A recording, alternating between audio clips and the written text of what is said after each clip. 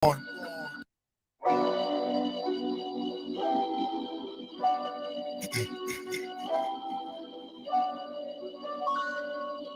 You're born. Show them how we do this, man. Btbtv. We bully the bullies. No run, no my retreat. condolences, Tromel. Yeah. My condolences. Btbtv. One more time for y'all in the back. Y'all slow ninjas. Right. Wow. That's what's up. Yo. John Gotti flow. Rap Pablo.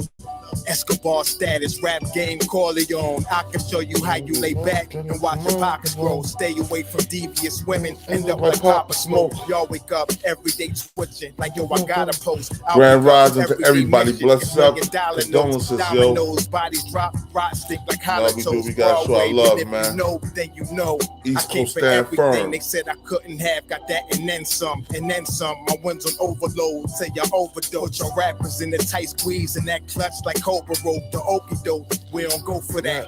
Harsh rope. Another tale from the street. Death and horror flow.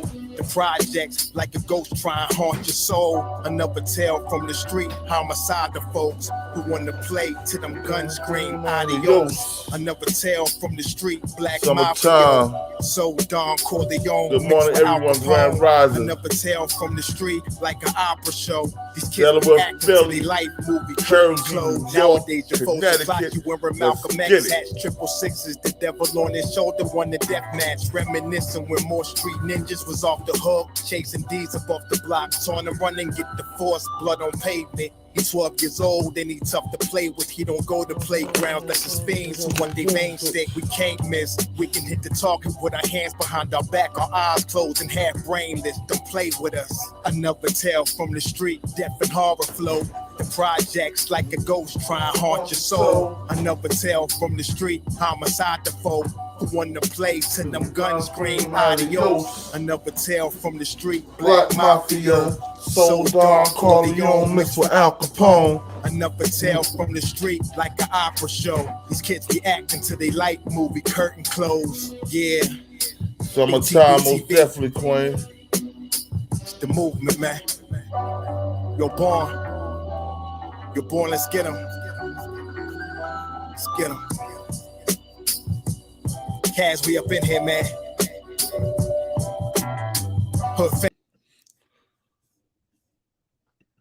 First of all, I want to say for myself.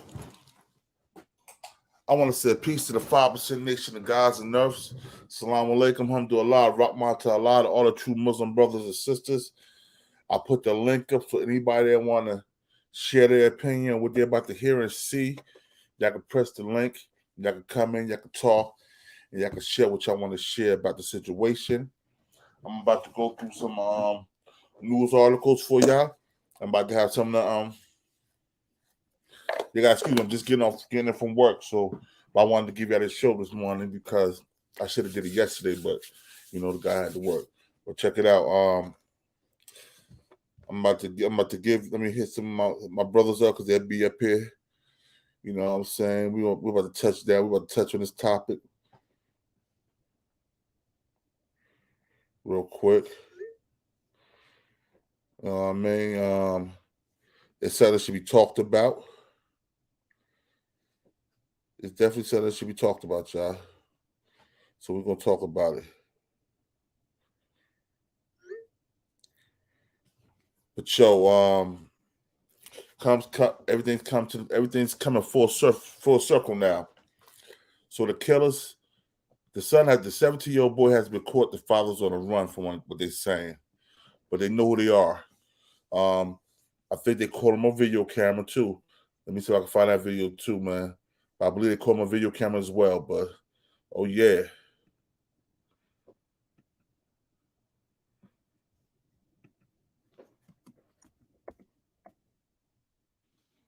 Caught on camera.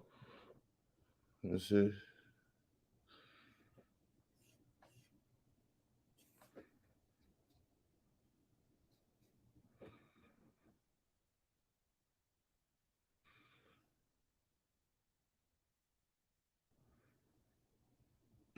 This is it right here.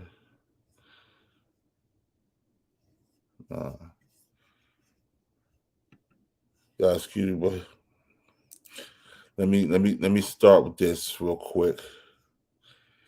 Fair use right here. Fair use. We about to get to the business. We about to get to the business. Yo, I'm live. I gotta hit you right back.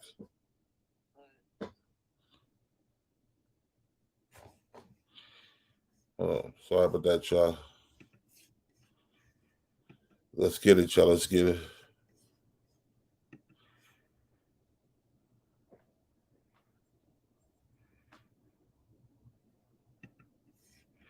Here we go. Excuse me for the tardiness.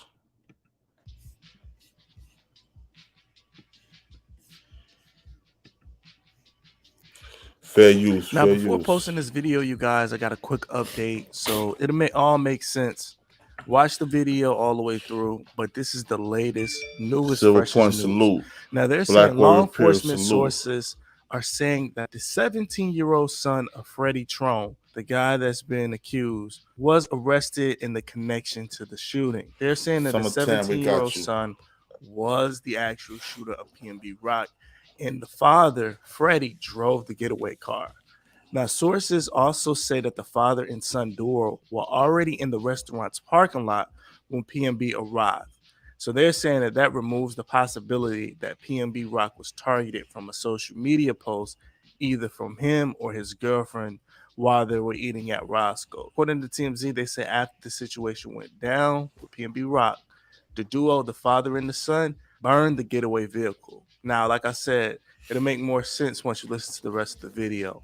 One suspect was arrested yesterday. Now that we're finding out, that was Freddie's son. So they already caught the shooter, who is the 17-year-old, and the getaway driver is the father. They caught the son, who was the shooter yesterday, and they're looking for the getaway driver, who is the father. Welcome back to another video with Btbtv. If you guys are new to the channel, hit that subscribe button, hit that like button. We're jumping right into it. Now we're talking about PNB Rock. This is number 7. This is the 7th video. Now they finally have found the guy responsible for PNB Rock's passing. And word from the LAPD, they're saying that this suspect is considered armed and dangerous. Now this comes directly after the first person of interest was arrested and detained in the local area Tuesday. Now, this guy hasn't been identified, but the guy that they're considering armed and dangerous, Wednesday morning, September 28, 2022, they announced that Freddie Lee Throne is a person who is involved in the killing of PNB Rock, as he said. I'm just going to click random stuff and something I'm sure is going to come to me because that's, what I love about this kid. Sat down with his family to have lunch. Now, TMZ is saying that Throne is one of the people heavily involved. Now, police urge anyone who knows the whereabouts of Throne to contact them. Now, here's the actual press release. Now, it says Freddie Lee Throne has been identified as the person involved in the murder of Rakeem Allen. Now, they're saying that on Monday, September 12th, Rakeem Allen, aka PNB Rock, arrived at a restaurant located on the 100 block of West Manchester Avenue with his girlfriend. As they were having lunch, a suspect entered the restaurant and approached Allen. The suspect shot Allen and removed some of his property. The suspect also demanded property from Allen's girlfriend. The suspect fled the location in an awaiting vehicle. Be considered armed and dangerous. If you see him, you are urged to call 911 for immediate assistance. Anyone having information or the whereabouts of the suspect or anyone having additional information about this homicide is urged to contact the South Bureau Homicide Division Detective Neil Wright or Matthew Clark. They have the phone number. Anyone wishing to remain anonymous should call the LA Crime Stoppers or go directly to lacrimestoppers.org. Now, what does that mean? It simply means that grand opening, grand closing. You took this guy's jury, you took this guy's life. I'm sure you got the clout for the person being responsible, but at the end of the day, the police is on him, and there's no possible way that he's going to get away with this. I feel like they're definitely going to set an example, especially how the crime is ticking in the Los Angeles area. Now, like they're saying, he's one of the bigger gang members, so I'm sure they will find this guy. Now, just a little history on the guy that they're saying responsible is, like I said, his name is Freddie Throne.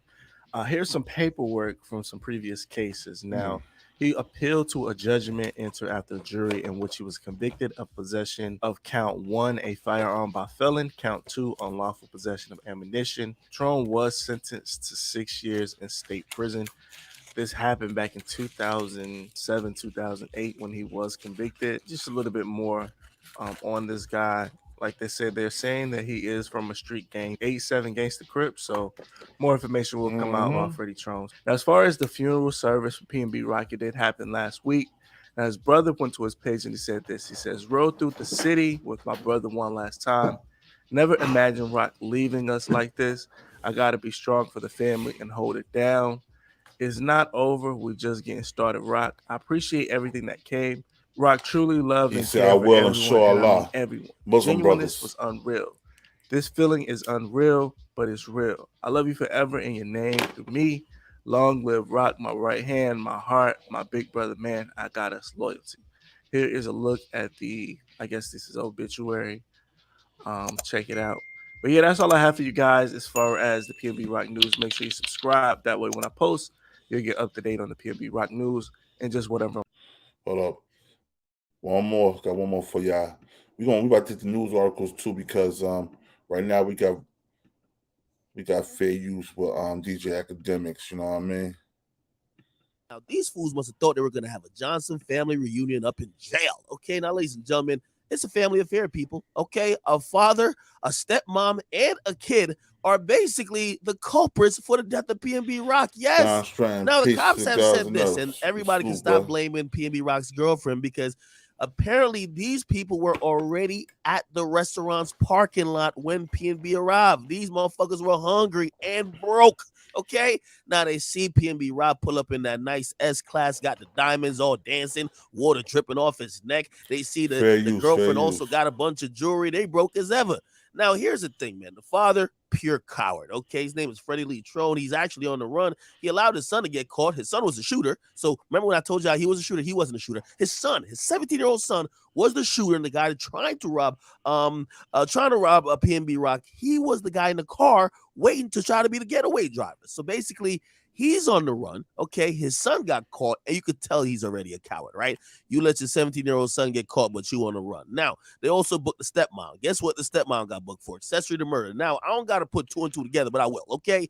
Pretty much, if she's booked an accessory murder, she was probably the lookout. She was probably the person who was giving the drop up, okay? She was the person who was saying, yo, I'm going to tell you when to run in here, or whatever the case is. So she may have not, right? She may have not done anything but just helped the robbery, which turned into a murder, but she's going to get booked for accessory anyway, okay? Now, it's always a woman trying to set a dude up. You always got to watch out for that. That's why it's important they charge her for accessory to murder. She probably went in there, scoped it out, trying to, okay. I bet. You run in then, you stay in the car. Same old dumb plan, all right? Anyway, unfortunately, PNB Rock did lose his life, okay? They're saying that the involved person who they're looking for right this moment is Freddie Throne, who's on the run, and they're basically saying that the car that they drove was burned. So the suspects burned the getaway car. They didn't want nobody catching up with them, and obviously they thought they got away scotch-free. However, there was surveillance footage within the establishment. Not only that, there were a bunch of red light cameras, and also cameras at the corners that they could track the car to see where it went, and they pretty much got these guys. Now, what are we supposed to learn from this? I know we all wanted to hear like this was some elaborate plan, right? But it looks like this might have just been a crime of opportunity. These people look like they were at the restaurant to eat as well as a family. They seen somebody else who's rich in a neighborhood, and actually just a part of town that usually is considered the hood. And whatever reason, whether it was Freddie Lee Throne or his son that came up with it, they try to rob him. Okay, they try to rob him. They were armed, and obviously they killed him. And because of that, now everybody's lives has changed. PNB Rock lost his life, and also this family will never be together ever again. Was it worth it over some jewelry? Of course not. Of course not. But again, that's the thing about life. You can't live in the reverse, man. These people are going to be regretting their decision forever and ever while they sit and rot in jail. Okay? Why would you try to do such a thing on a good family day out? The answer we'll never know. Maybe one.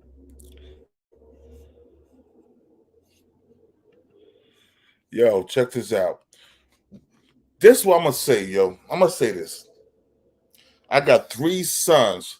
Uno, dos, tres. 3 sons.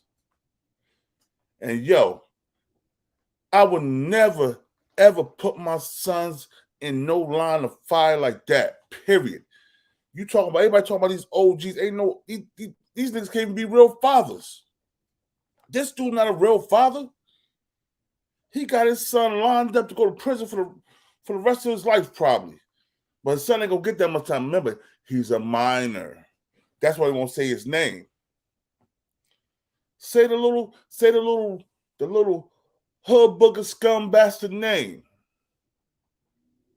You don't have your son do no dirt with you like that. He's 17 years old. He's supposed to be an OG Crip from, I forgot what gang, what they say, Trey 8, whatever it is, yo. Yo, I'm gonna tell you, man. This shit is horrible. Period. Point blank. It's not what you can say about this. You're gonna kill this man over his jury, and you're gonna send your little son to do it. You're gonna send your son to do it. That's some cowardly pussy shit. Period. I'm not even worried about the algorithm today. That's some cowardly pussy shit. And they should smoke his ass when he get to prison for that shit, yo. He need to be put under the jail. I don't believe in men going on jail. I don't believe in that jail shit. He need to be put under the jail just for lining your son up to do that shit. Real talk. And the rest of the OGs out there, they should be saying something about it. They should be hiding this coward ass nigga. This coward ass, Judas ass nigga that, yo, he set himself up for failure. What he was getting, his son was getting some put in a gang or something like that now. Come on, man. I don't know what's going on, yo. But I know there's people in the chat. If y'all want to come up here, y'all want to speak on the situation.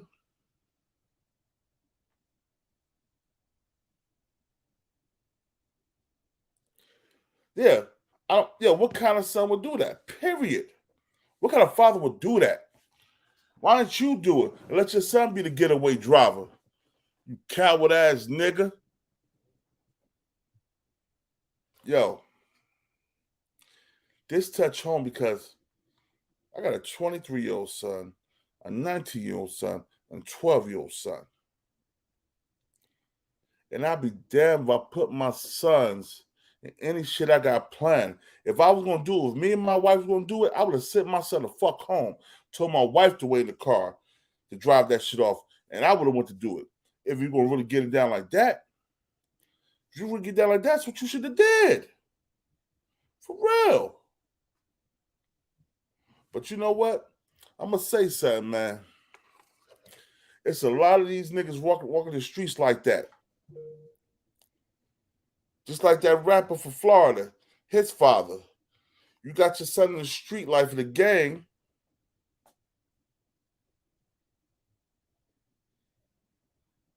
You got your son in the fucking gang. He rapping, he doing his thing.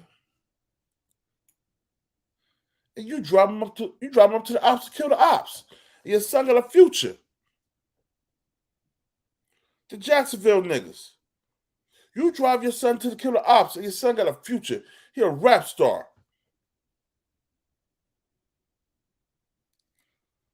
When you got some bread, a little bread like that, you supposed to pay somebody to do that shit, nigga. You don't get your kids involved with that shit. He shouldn't have did it anyway. That shit was stupid and it was wrong. And yo, I'm gonna say something, man. I fuck with my LA niggas, but I fuck with my Cali niggas, all that shit. I do. But I've been listening to a lot of these Cali niggas talking about, oh, you should know, you should be. Yo, motherfucker, I'm the father of civilization, God of the universe, nigga. I'm universal. I go wherever I want to go. And I shouldn't have to worry about a nigga trying to take something from me.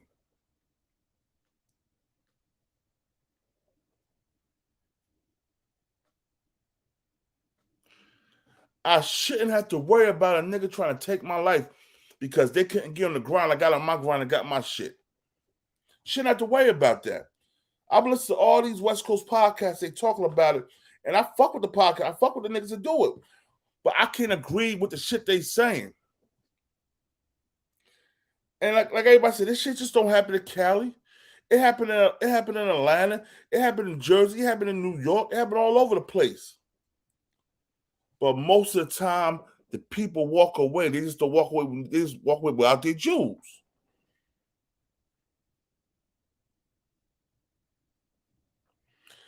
In East Coast, you'll walk away with your life usually.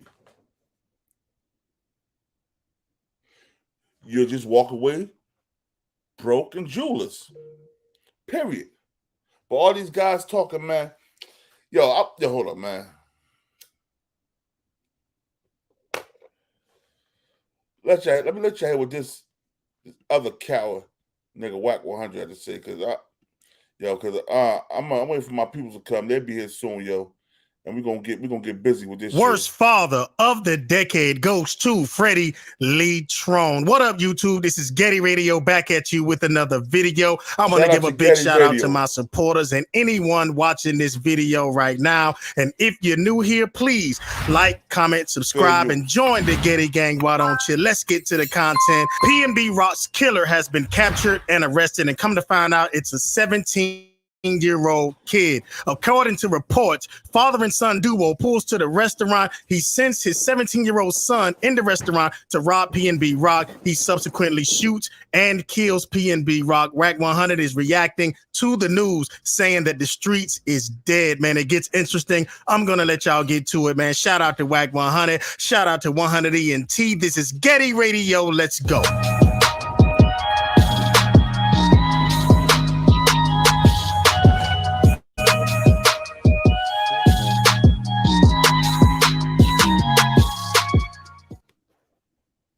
So why do you need an LLC? It gives your business its own legal identity, saves you stress, time, and money, and allows your business to look more professional, creating a trust between customers and you as the business owner. Go to taylorbrands.com, answer a few simple questions, and let Taylor Brands do the rest for you. Form your LLC in just a few simple steps. First, pick your state, choose your business name, and once you're approved, you're done. So simple and easy. So not only does Taylor Brands help you form your LLC, but they'll do. Yo, hey, how long PNB Rock been dead? About 2.5 weeks. It been that long? Yes, sir. Yeah, because last week. This nigga worried about people snitching and telling instead of worrying about why an innocent man was killed over his jury. We're going to get back to y'all because I'm about to rip his punk ass too. It wasn't last weekend. Yeah, I think it was 2 weeks. This is why I say what I say. You kill a nigga in your hood, and in 2.5 weeks, your picture is up everywhere. This is why I tell niggas use a bozo for talking about I'm in the streets, the hood. Nigga, you kill somebody from out of town in your neighborhood, and 2.5 weeks, they don't say they got the camera footage. They don't say he's been identified by the cameras across the street. They got a nigga picture wired up everywhere talking about alleged hey, killer. You get the link too. You want to talk about it, bro? When is niggas gonna wake up, bro? It's over with. Nigga, we used to have bang outs in the middle of the intersection, broad daylight. Nigga, don't nobody say a word. What I just said? Didn't I just say that, y'all? You did. Didn't I just say that? I'm talking about. That's how I got my reputation. Niggas was like, if you see that motherfucking Cadillac, nigga, he gonna get out at the light, broad daylight. That's how I got my rep in the street. Because back then we shot out our cars, nigga. Right? We didn't give a fuck. Yeah, they don't make you shoot out our own windows. We shooting out everything. Niggas knew where niggas you hear these ignorant ass niggas? They shot out their windows. They didn't give a fuck. They didn't care who they killed, bruh. They didn't care if they hit innocent bystander. Hey, Big E, much respect to you. Much respect to my LA niggas. I got love for y'all. But stupid niggas like this, bruh, I got no love or respect for these niggas.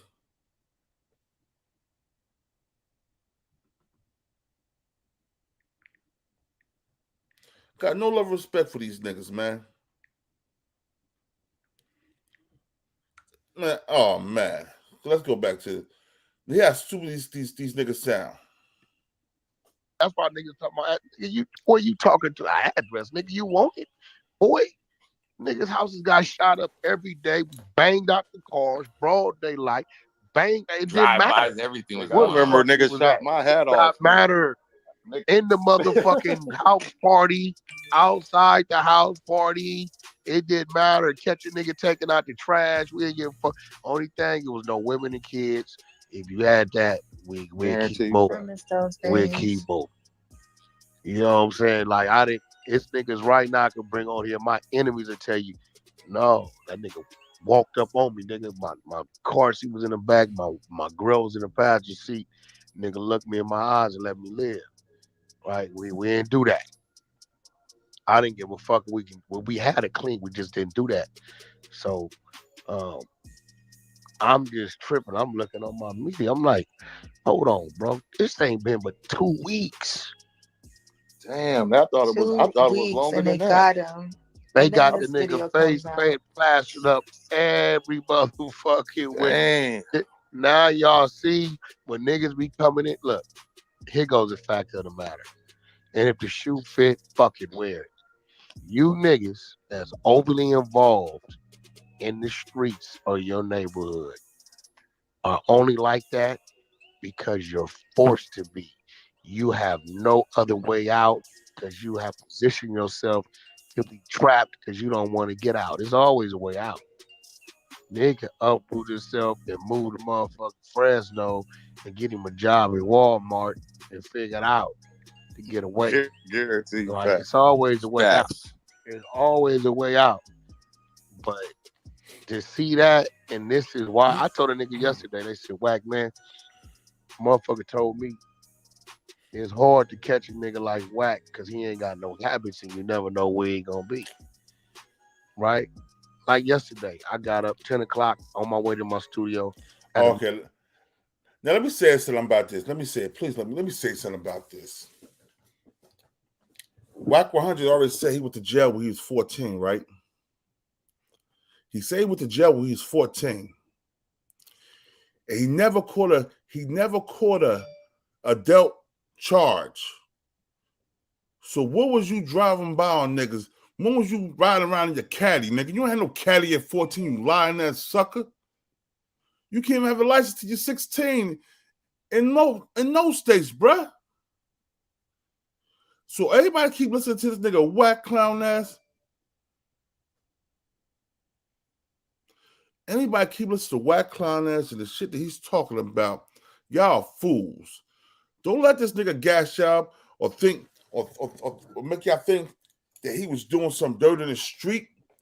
The nigga got caught for a juvenile robbery. He went to jail. In juvenile, when he turned 18, they sent him to the adult jail because he had too much time left. The nigga probably did 2 years in an adult prison camp, bruh. He wasn't in no pen, man. He was in no pen at 18 if he did all that time in juvenile. The nigga don't got a jack. He keep telling people, look up his record. You can't pull a juvenile record, you lying sucker. My bad, man. This nigga. Oh, let's get back to it, yo. Had a meeting with G Wayne and the app people at 11. Did that from 11 to 12. Then I had to go to Beverly Hills. Had a meeting with the attorneys at 1 o'clock. Came out of that motherfucking meeting about 1:30. Get a call. Yo, Wack, you ain't forgot we got the owners meeting with the American Football League today in Vegas. Nigga, I totally forgot. Jumped on the freeway, went back home. He said, by the way, it's cocktail. You got to be in the suit. No problem. Went back home, ran upstairs, grabbed a suit, grabbed some shoes, grabbed a shirt, jumped on the freeway, got to Vegas, 6:45, check in, shower, dress, 7:30, I'm in the owner's meet, right? It's hard to catch up with me because I move like that. Now I'm allowed to leave I just got a call right now. I might have to go do some shit in Detroit or something. So I'm allowed to leave my motherfucking Range Rover right here in the motherfucking valet, jump on the motherfucking plane, go to Detroit. Right? And once I get there, I don't know where I'm gonna end up, right? But what I'm saying is, enjoy the ride, my dude.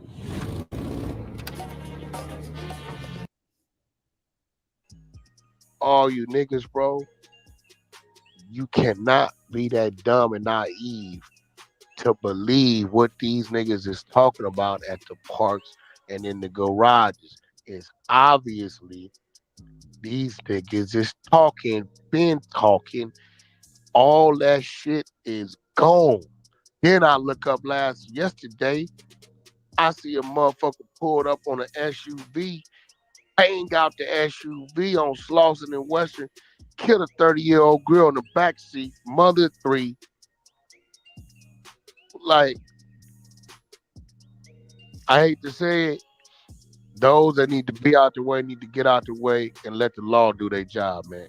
The streets need to be exterminated. Hey, man, you got to agree with Wack 100 right here, man. The streets is dead, and you got to alleviate some of this nonsense that goes on out here every single day. People are losing their lives to senseless violence. Every day you turn on the news, it's something going down. It's something happening in the streets that don't really pertain to what really the streets is about. Should be about getting your money, getting your ass up out of the ghetto, right? That's what the streets should be about. But people have taken this thing and made it into a lifestyle instead of it being a phase in your life and phasing yourself out of it and doing something more positive so that you can survive to be there for your family. Anyway, y'all let me know what y'all think about this. Let's get back to it. They killing women. Good morning. Peace. They robbing ladies. They breaking in everybody's house.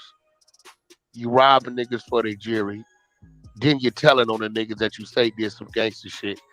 That's scandalous. I mean, what the fuck is going? Like, yo, It's a shit show, Wack. Yeah, like what? Like, where is the whatever it's supposed to be? Like, where Ain't is no it? room Like, whatever for it's a real supposed to be? gangster, I tell you that. Like when it was gangster shit going on, it was gangster shit going on, and then sometimes unnecessary casualties popped up. Shit happens, right? But it's no to all the gangsters, thugs. There is no security or safe haven for you in these streets. And You'd that's be a better fact. off. You'd be better off trying to do it the right way. I totally agree. Then PNB Rock can still be here to be a father. His child, his 30-year-old mother who had 3 kids, she still be here. Your dumb ass will still be here and not running around from the law. Obviously, if you robbed a motherfucker, you ain't got the means to even get away. You'll still be here to help your family. Right? It's just, if you look at it, the world would be a better place if niggas swallowed their pride and just tried to figure it out. And that's some real shit. A nigga rather do a whole hate crime to get on this hustle. Nigga, and I'm just keeping it real, like, nigga, I don't respect that shit. I'm gonna keep it real with you. No, the fact that it been 2 weeks, listen, this ain't some shit that happened in Beverly Hills. This nigga keep talking about the fact that it only happened 2 weeks ago. But what about the fact that it happened, period? It's cameras everywhere, bro, now.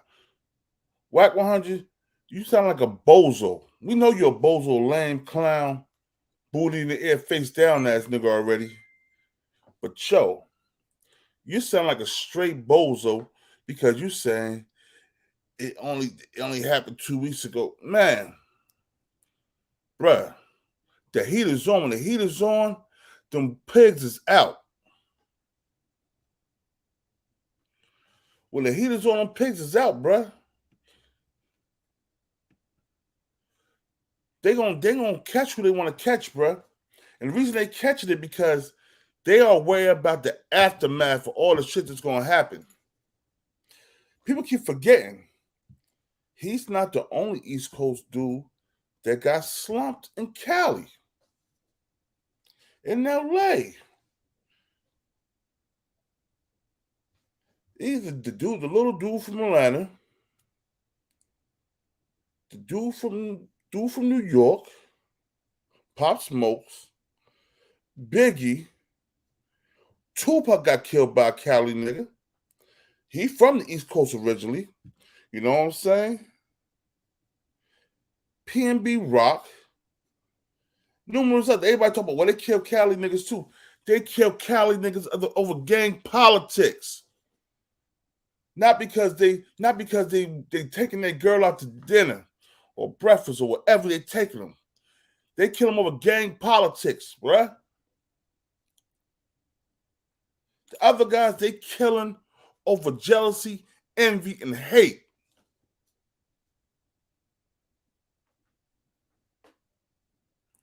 So stop saying, well, Cali niggas kill Cali niggas too. Jersey niggas kill Jersey niggas too. New York niggas kill New York niggas too. Philly niggas kill Philly niggas too.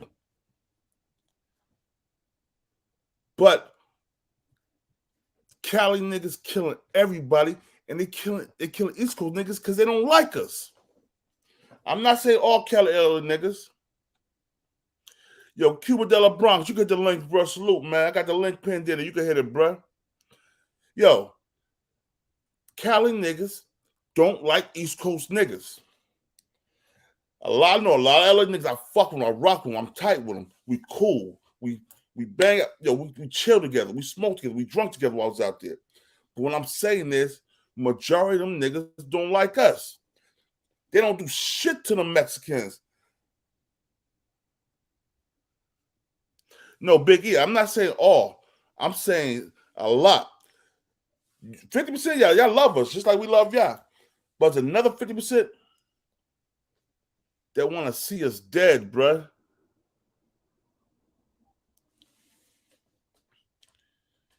So, what about when they killed that boy from Georgia? That wasn't a robbery. I understand the robbery shit, but you don't have to kill nobody to rob them, bruh.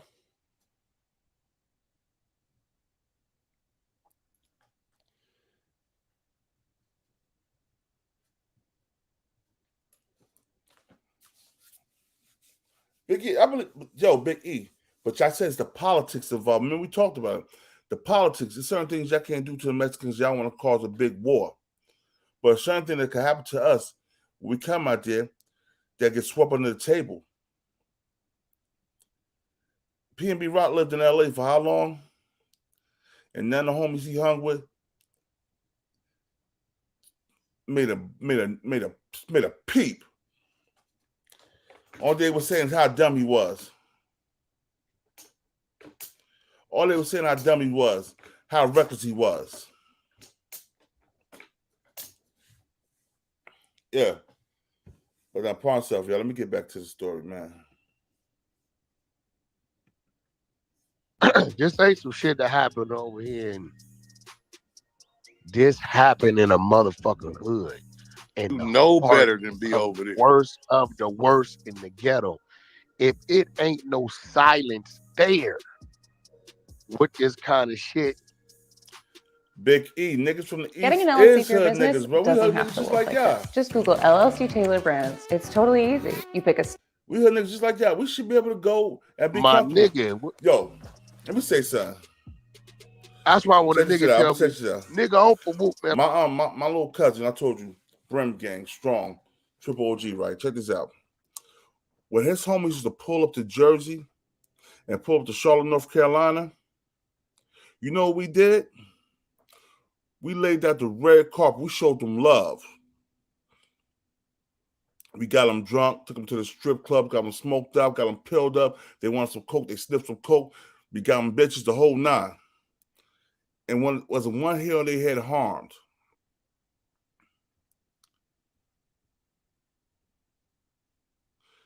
Wasn't one hill they had harmed.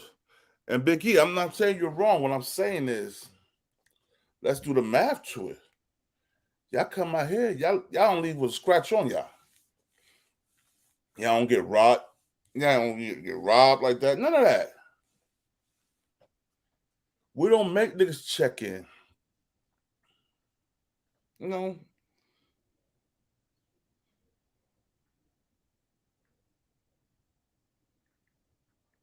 We don't make niggas check in, man. We show niggas supreme love.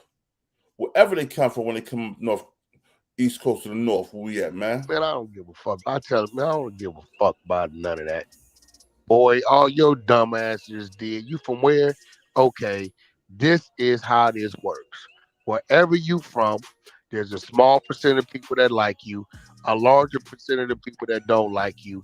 Within those people are the haters, the people that scared of you, or whatever it may be. So now you just told them where you from. You told a street nigga with a whole lot of money where you from. Let me tell you what you just did, bozo. So now all I gotta do is reach over there and get in contact with the people that don't like you, that do the shit PNB Rock do, and be like, hey, I don't even want you to go to do that. Come on over here, man, get this early Christmas present. Dummy. That's some real shit, though. Y'all holler, y'all so quick. Oh, whoop. Oh, okay, you just let me know what chunk to go into to find out the motherfuckers that don't like you. Bozo. Fuck them niggas. That's crazy, but 2 weeks Hey, later. you know how OG niggas look? Hey, OG niggas 2 look weeks at later. them niggas like, we want to kill them niggas anyway. 2 weeks later. 2 weeks later. This man's picture is plastered up. Yo, bro, Parcells. Yo, the Allbird. I lived in Charlotte, North Carolina for 4 years. I lived in Dayton, North Carolina, Albemarle, North Carolina. I swung out of Salisbury because I had a few chicks at Salisbury, boy. I was the player back then, nigga. Not a player no more. I was a player back then, but nah, man. Charlotte's my second home, bro. Real talk. Charlotte, Dayton, North Carolina, Salisbury, fucking Albemarle, all that. You know what I'm saying? But salute to NC. I see you in the building too. Up everywhere. Man, y'all better stop lying to yourself talking about what this shit is. Oh, this shit real, man. Oh. Yo, I know when I went to LA, Biggie, nigga, facts. I thought LA, Niggas nigga, my when I age, we first got love West introduced Coast to LA, niggas. Wack, nigga Man, took me to let niggas me and cards. tell Nigga, niggas there something, was bro. a nigga in there, boy. One nigga had AIDS. He was firing off. Nigga was. Let me tell you something, Biggie. When I was old enough, when I started traveling and bodyguarding, I went to LA, bruh. I love them LA niggas. They show me nothing but love. You know what I'm saying? And I respect them. I'm talking about these young, dumb niggas out here now killing. And these young, dumb niggas are the only ones out there killing because we can't forget about Biggie and Pac when they got murdered. On that shit, Biggie, it was no reason for Biggie to get murdered in LA, bro. Real talk. We can say about these young niggas going out there, they floss, they doing this. There's no reason for Biggie to get murdered in LA. I can understand why Pac got hit because Pac put his hands on a known gangster, street nigga. You know what I'm saying? So I understand that. But what I'm saying right now, man, when y'all come to the East Coast, we protect y'all, bruh. Because that's our duty, man, as civilized people. We got a lot of gangbangers and gangsters out here, but we got a lot of conscious men out here too that's gonna hold it down. We ain't gonna let these little young niggas fuck about bread. That's what's gonna happen. Niggas gonna stop coming to Cali, and Cali gonna lose money. Period. Like I said, rest in peace to PNB Rock. That's crazy. Jab Muhammad, salute, brother. Peace. Peace on my God. Peace to the God. Bruh. Yeah, man. What you think about this? Hold on. First, let me let you check this out real quick. You know what I'm saying? So you can so you get a full understanding of it real quick. You know what I mean, bro? Indeed. True indeed. Peace to the earths as well. Yeah, peace. You know that, bro. Always peace to the earth, man. True, I had to complete my greeting. The earth is always necessary, bro. Ain't no us without them. Facts. All right, check this out. Hold on, I'm gonna let you see this shit, man.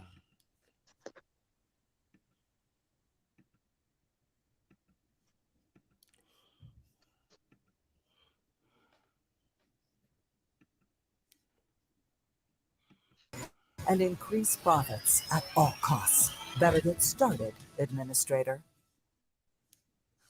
Check it out now. These fools must have thought they were going to have a Johnson family reunion up in jail. Okay, now, ladies and gentlemen, It's a family affair, people. Okay, a father, a stepmom, and Indeed. a kid are basically the culprits for the death of PNB Rock. Yes. Now the cops have said this, and everybody can stop blaming PNB Rock's girlfriend because apparently these people were already at the restaurant's parking lot when PNB arrived. These motherfuckers were hungry and broke. Okay, now they see PNB Rock pull up in that nice S-Class, got the diamonds all dancing, water dripping off his neck. They see the girlfriend also got a bunch of jewelry. They broke as ever. Now, here's the thing, man. The father, pure coward, okay? His name is Freddie Lee Throne. He's actually on the run. He allowed his son to get caught. His son was a shooter. So remember when I told y'all he was a shooter? He wasn't a shooter. His son, his 17-year-old son, was the shooter trying to rob PNB Rock. He was the guy in the car waiting to try to be the getaway driver. So basically, he's on the run. Okay, his son got caught, and you could tell he's already a coward, right? You let your 17-year-old son get caught, but you on the run. Now, they also booked the stepmom. Guess what the stepmom got booked for? Accessory to murder. Now, I don't got to put two and two together, but I will, okay? Pretty much, if she's booked as accessory murder, she was probably the lookout. She was probably the person who was giving the drop up, okay? She was the person who was saying, yo, I'm going to tell you when to run in here, or whatever the case is. So she may have not, right? She may have not done anything but just helped the robbery, which turned into a murder, but she's going to get booked for accessory anyway, okay? Now, it's always a woman trying to set a dude up. You always got to watch out for that. That's why it's important they charge her for accessory to murder. She probably went in there, scoped it out, trying to, okay. I bet. You run in then, you stay in the car. Same old dumb plan, all right? Anyway, unfortunately, PNB Rock did lose his life, okay? They're saying that the involved person who they're looking for right this moment is Freddie Throne, who's on the run. And they're basically saying that the car that they drove was burned. So the suspects burned the getaway car. They didn't want nobody catching up with them. And obviously they thought they got away scotch-free. However, there was surveillance footage within the establishment. Not only that, there were a bunch of, red light cameras and also cameras at the corners that they could track the car to see where it went. And they pretty much got these guys. Now, what are we supposed to learn from this? I know we all wanted to hear like this was some elaborate plan, right? But it looks like this might have just been a crime of opportunity. These people look like they were at the restaurant to eat as well as a family. They seen somebody else who's rich in a neighborhood and actually just a part of town that usually is considered the hood. And whatever reason, whether it was Freddie Lee Throne or his son that came up with it, they tried to rob him. Okay, they tried to rob him. They were armed, and obviously they killed him. And because of that, now everybody's lives has changed. PNB Rock lost his life, and also this family will never be together ever again. Was it worth it over some jewelry? Of course not. Of course not. But again, that's the thing about life. You can't live in the reverse, man. These people are going to be regretting their decision forever and ever while they sit and rot in jail. Okay? Why would you try to do such a thing on a good family day out? The answer we'll never know. Maybe one day we'll know in court. Okay? I want to know, son, what real father will line us up to do something like that? Well, that's not a father, though. Not at all. True indeed. And that's where we go back to the conversation we were just having originally about black men, or about we as men, period, but specifically the black man. In order, there's a difference between a male and a man. Males are born, men are made. So until you are made into a man, you function as a male. And a male is a tool that assimilates as a slave to the directive. So that's what a male is. So until you are matured into a man, you'll conduct yourself as one of the worst, which is, a nigga. And that's why I told us before, man, we got to be responsible so we can stop being held accountable for the actions and the mindset of a nigga. We got to remove these dudes from our neighborhoods, man. Real talk. And until then, we're going to fail as men.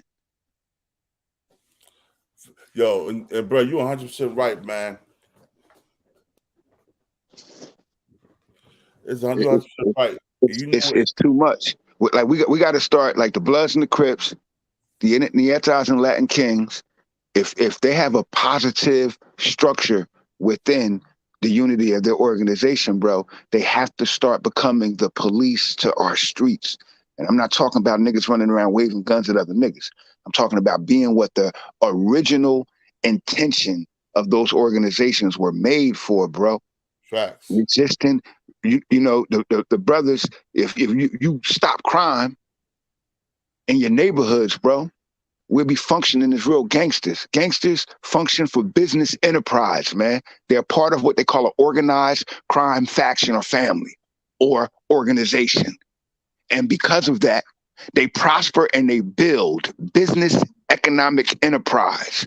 You don't find them running around killing for nothing unless it's over everything, which is what they call territory. Neighborhoods, they can build communities and provide for their families.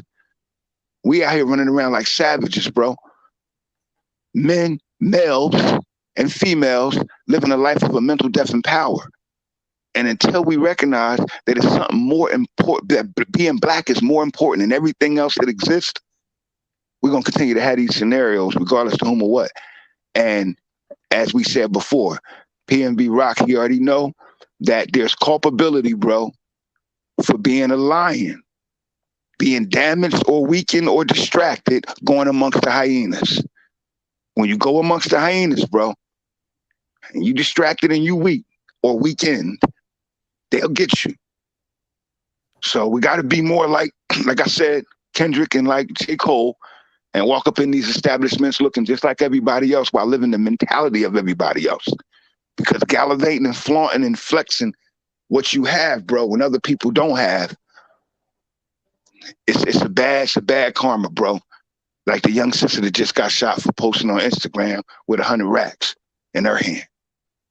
I ain't hear about that one. It's just happened. That's just the young sister rapper the other day.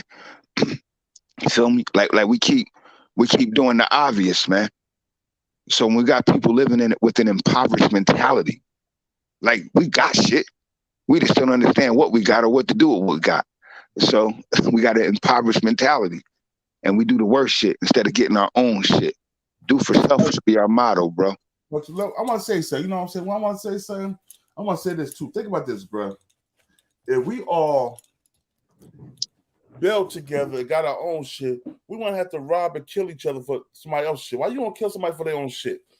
If he don't give it to you, if you don't give it up, take that as a loss, nigga. Go get the next nigga. Born, I'm gonna tell you who prospered, though, Born. And my son and I was just discussing it. My son is signed to Megahertz Music Group, and in the contract, we don't got no personal securities, bro. These record labels got insurance policies on these boys. You heard? A lot of these artists that's been signed that died, bro. Record labels have insurance policies on them called personal securities. It's in your contracts. And I know some artists don't even know it, or some artists don't know the allotment of the policy. That's the crazy shit. But I've been in the game since '92, bro, and I've seen it in most contracts from all record labels. So these employees of these record labels, just like when you work for the state, they got an insurance policy with you and for you. You don't realize it because you're paying for it.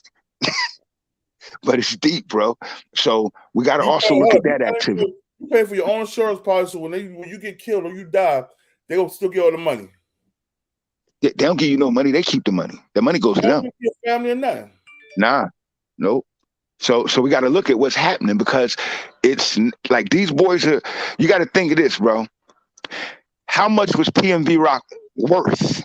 This we don't understand how insurance works. You understand? Like if PNB Rock was worth $30 million active over a 5-year period, they can predict, assess, assume based on economics that he'll be worth $60 million. So they'll insure him for $60 million. You get it? Yeah. It's just like if you hit the Powerball tomorrow and it's $300 million, most people be like, "Oh, I want the payout." When in reality, you take the annuity, because the annuity gives you 15 to 20% of the entire allotment. That means $300 million.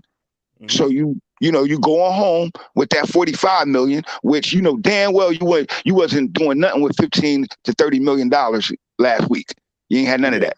But you go home with that. Now you change your life with that. You realize you still got $270 million waiting for you in an annuity, and every year you get a certain percentage of that annuity, and those taxes are deferred, and you can insure yourself for up to $500 million, bro.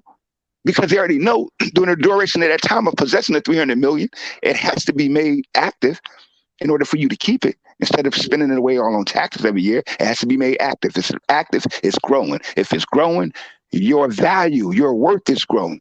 So these boys are worth 10, 15, 20, $30 million. And a label has the money to have them a $60 million policy, and they don't even know it about it. So they get killed or they die suddenly in the street on some so-called bullshit robbery, some happenstance that they sell us by the media.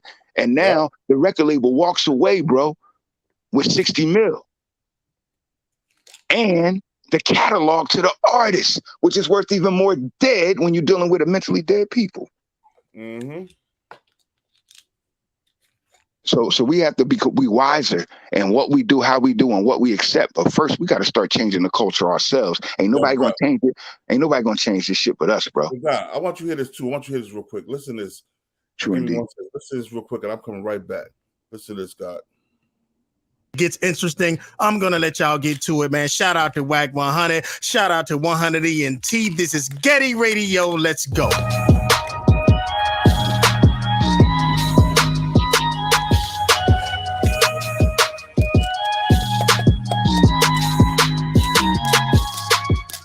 Yo, hey, how long PNB Rock been dead?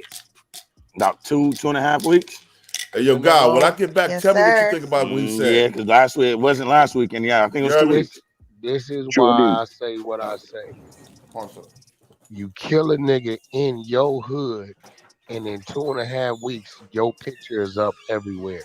This is why I tell niggas use a bozo for talking about I'm in the streets, the hood, the hood, the hood. Nigga.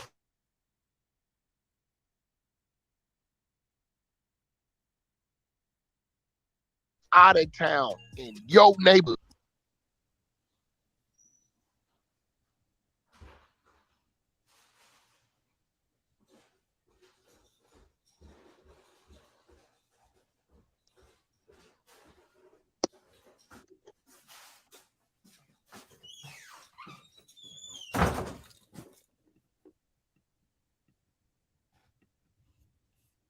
About that.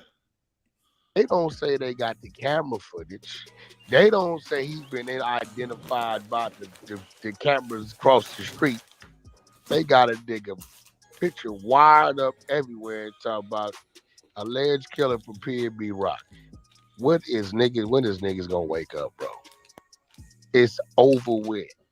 Nigga, we used to have bang outs in the middle of the intersection, broad daylight. Nigga, don't nobody say a word. What I just said? Didn't I just say that, y'all? You did. Didn't I just say that? Tell you, I'm talking about. That's how I got my reputation. Niggas was like, if you see that motherfucking Cadillac, nigga, he gonna get down at the light, broad daylight. That's how I got my rep in the street. Because back then we shot out our cars, nigga. Right? We didn't give a fuck. Yeah, they don't make you shoot out our own windows. We shooting out everything. Niggas knew where niggas live. I thought niggas talking about where you talking to address, nigga. You want it, boy. Niggas' houses got shot up every day. Banged out the cars, broad daylight. Bang, it didn't matter. Everything was I remember niggas shot my hat off. Matter in the motherfucking house party, outside the house party. It didn't matter. Catch a nigga taking out the trash. We didn't give a fuck. Only thing, it was no women and kids. If you had that, enough of this blind, dumbass nigga. You know what I'm saying? Like it's niggas right now. This nigga said he shot the car. He said he shot the car. He shot houses up, but the only thing there was no women and kids. How the fuck is there no women and kids if you shooting at the car in the crowds and you shooting up people's houses with families in it? Now, God, I'm glad you played that clip, because that clip ascends to what the mentality of the father that employed the son to make PNB Rock a op. See, that's why I said that the nigga mentality, there's a difference in culture or lifestyle to those that know from the East Coast to the West Coast. And it's generational. It's just history. Black people started on the East Coast, had a different and more defined purpose from an aristocratic lifestyle that they were around. So their mentality was different than those that were in the South. Those that were in the South left the South to escape the oppression of the South and migrated to the West. So when you got to the West with those people that migrated to the West, you brung those cultural behaviors from the South that we were under in the South to the West, while the Northeast stayed more according to the aristocratic culture and values in which they were raised in. We weren't raised, the people in the Northeast wasn't raised or reared or developed and conditioned in the physical environment of the South. So our brains functioned differently when it came to crime, when it came to interacting with each other economically. Our brains functioned differently for a long time. Now, the only time we would even get violent is when we was poor, dirt hungry, and we stepping on each other's toes. We was so much money in the streets, we didn't care about we wasn't trying to kill nobody, bruh. But Born, what we got to understand is this: when you see you're thinking and you're addressing from the aristocratic environmental mindset. Yeah, true. Versus remember, 150 years ago, the West was called the what? The Wild Wild West, because the law, for the fastest on the draw, writes the law. So that's the culture. Now, most black people in the West don't scientifically see it in that way, but this is actually what has happened. You become a part of your environment. So our way of killing each other in the East used to be more systematical, more sophisticated, more so-called movies, more gangsterish, versus the wild, uncouth, uncultured manner in the West. Now, when I was 22, 23 years old, 184,000 people died in America through gang wars, and predominantly the culture was being,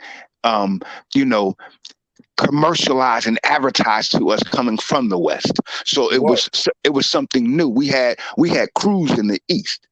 In the West, in the West, we were dealing with people that was raised already as cowboys. And we talking about cowboys knew each in indifference from the color sash or bandana that they carry. That's the culture of the West. See, and not that it's wrong or not that it's right. It's just the way that it is. So our people, just like we in the East, adopted the way of our oppressor, because we became gangsters in suits and cars and alligator shoes and all of the jewelry and the top-notch flossing. And the people in the West used to keep it simplified. See, everybody back when I was growing up, when I went to LA in the 80s, everybody was wearing Dickies and Converse, and because they represented the working man in the hood. So it wasn't a signature of just gangsterism. That was second and third generation. So we don't come from that. They come from second and third generation banging. So when it comes to him talking like that, he should also recognize before he preface his words. How you gonna be banging out of the goddamn car window, bro? When at the age of 50-some years old, you supposed to been put your damn flag down, nigga.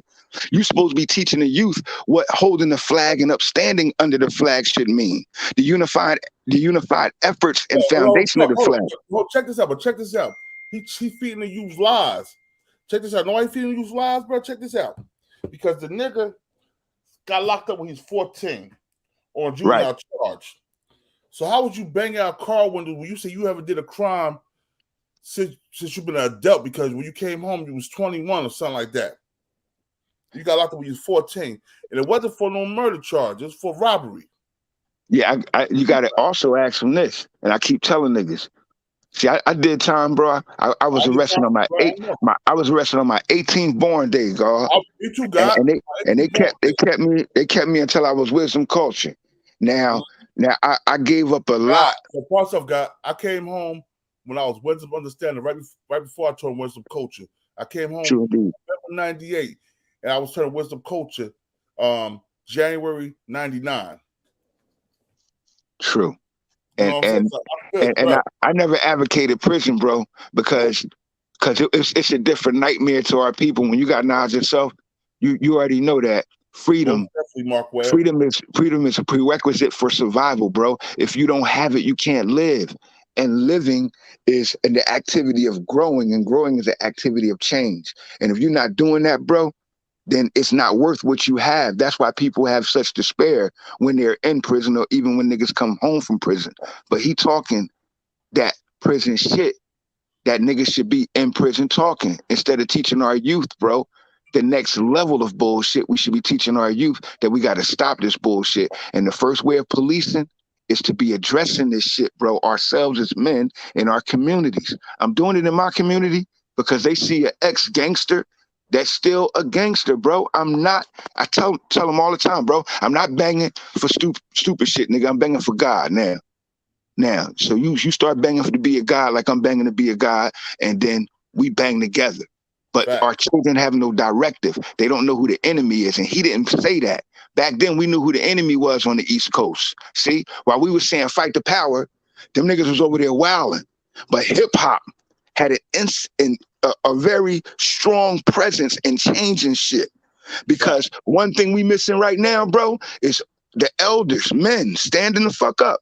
And I'm talking about from the top of hip hop on down. Niggas not addressing shit, bro. And that's the only part that's missing right now in the black community. Because soon as we wilded out and killed 184,000 people in 4 years, bro, which was more people killed in the Vietnam War at that time. I remember that statistic clearly because it was in the front of the goddamn newspaper. And when I came home, it was the first thing I read and studied. So we killed that many people in 4 years. Hip hop had a problem with it. And a song came out called Self-Destruction. And then we had a song from the West Coast came out. We same gang. So those songs began bringing an attention. And when I say an attention, not from white people, but attention from black people that ignored what was going on because they wasn't living that life. And attention from other original people too, God, because you got to think about it. We had the Puerto Ricans, we had the Cubans, we had the Dominicans, we had the Haitians, we had all of them. They all stood up and listened and watched and looked. We had the Chinese, Japanese. You know, with Jersey, we was mixed, man. We had them all. But everybody was going through it though. Right now, everybody ain't going through that. See, like, bro, everybody done changed based upon then, except us. White people have regurgitated the same bullshit and it's feeding it to us again. And we're just grown men watching our children go through what we went through, bro. And which is, I'm saying, niggas got to stop the bullshit. That's what upsets me. Because see, Wack 100 already know. Nigga, when you're in the room with another real man, see, you stop all of that talk, bro. Because what profit is it bringing our people? It's not bringing our people no profit, nigga. If you ain't robbing banks, motherfucker, or taking money from corporate America, shut the fuck up, nigga. You just a coward. Indeed, 100. Yep, and I robbed the bank, nigga. That's real crime, nigga. Stop robbing your people because we ain't got shit. Stop talking gangster. If you ain't being gangster to white people, don't talk gangster to me, nigga. I'm gonna keep it real. Banks, drug dealers, and crackers. They all fool to me, bruh. Because the drug dealers poison our community. We did it at one time, but we knew understand it wasn't right and exact, and we left that shit alone. You know what I'm saying? Man, we can't be takers from our community. We gotta be takers from the motherfuckers destroying our community. We gotta get back to being men, bro. Indeed. Word up, niggas in the hood got to get down or lay down. See, because either way, like I'm gonna let you live and kill my seed. Like that don't make sense. That don't make sense, man. Like that man fed a lot of people, bro. All the children on the planet Earth is our children, God. We're the poor righteous teachers of the planet Earth, so all the children are our children, Lord. Facts. So we gotta protect them all. Why you think I took my time to go out to my hood and donate and for back to school and make sure and talk to the kids and spend time with the kids, the youth, bro, because they need us, bro. They need that positive figure. They need that positive light, that truth, man. Our people hurt, bro, and they don't see it, and it's deep, man. You bleeding out and don't know you bleeding. Like it's deep, man. PNB Rock fed a lot of people, bro. He fed a lot of people, man. And that's what we don't see, the trickle down effect of our crimes. Like you got the 3 people that they put up that did it, but yet you got more than a few hundred people that's been affected, that life has been totally changed, like for the worst. You feel me? And most of us don't have any empathy towards that before we do what we do. And it's just black, it's just white people in black skin again, man. We got to stop this shit, bro, because you won't do that to them. Like the brother said, if he was Mexican, would you go take his change? If he was white, if it was Eminem, would you do it? If it was Machine Gun Kelly, would you do it? Like, come on, man. And Wack 100 talking that neighborhood shit. Niggas don't own no property in that community, though. See? When you own the property in the community, you can discern what type of cops come in your community. You can have your own police. We should have been did that in America. That's what the purpose of the Bloods and Crips are for. Community police, bro. Maintain our peace, our justice, so our women can walk home from work at 1 o'clock in the morning and not be fearful. See, that's the problem with us, man. We not being men. Because niggas in real neighborhoods, you know, you won't go in the Italian neighborhood. Go out Bensonhurst and do that dumb shit. See? Go out Williamsburg and do that dumb shit. You ain't doing that, nigga.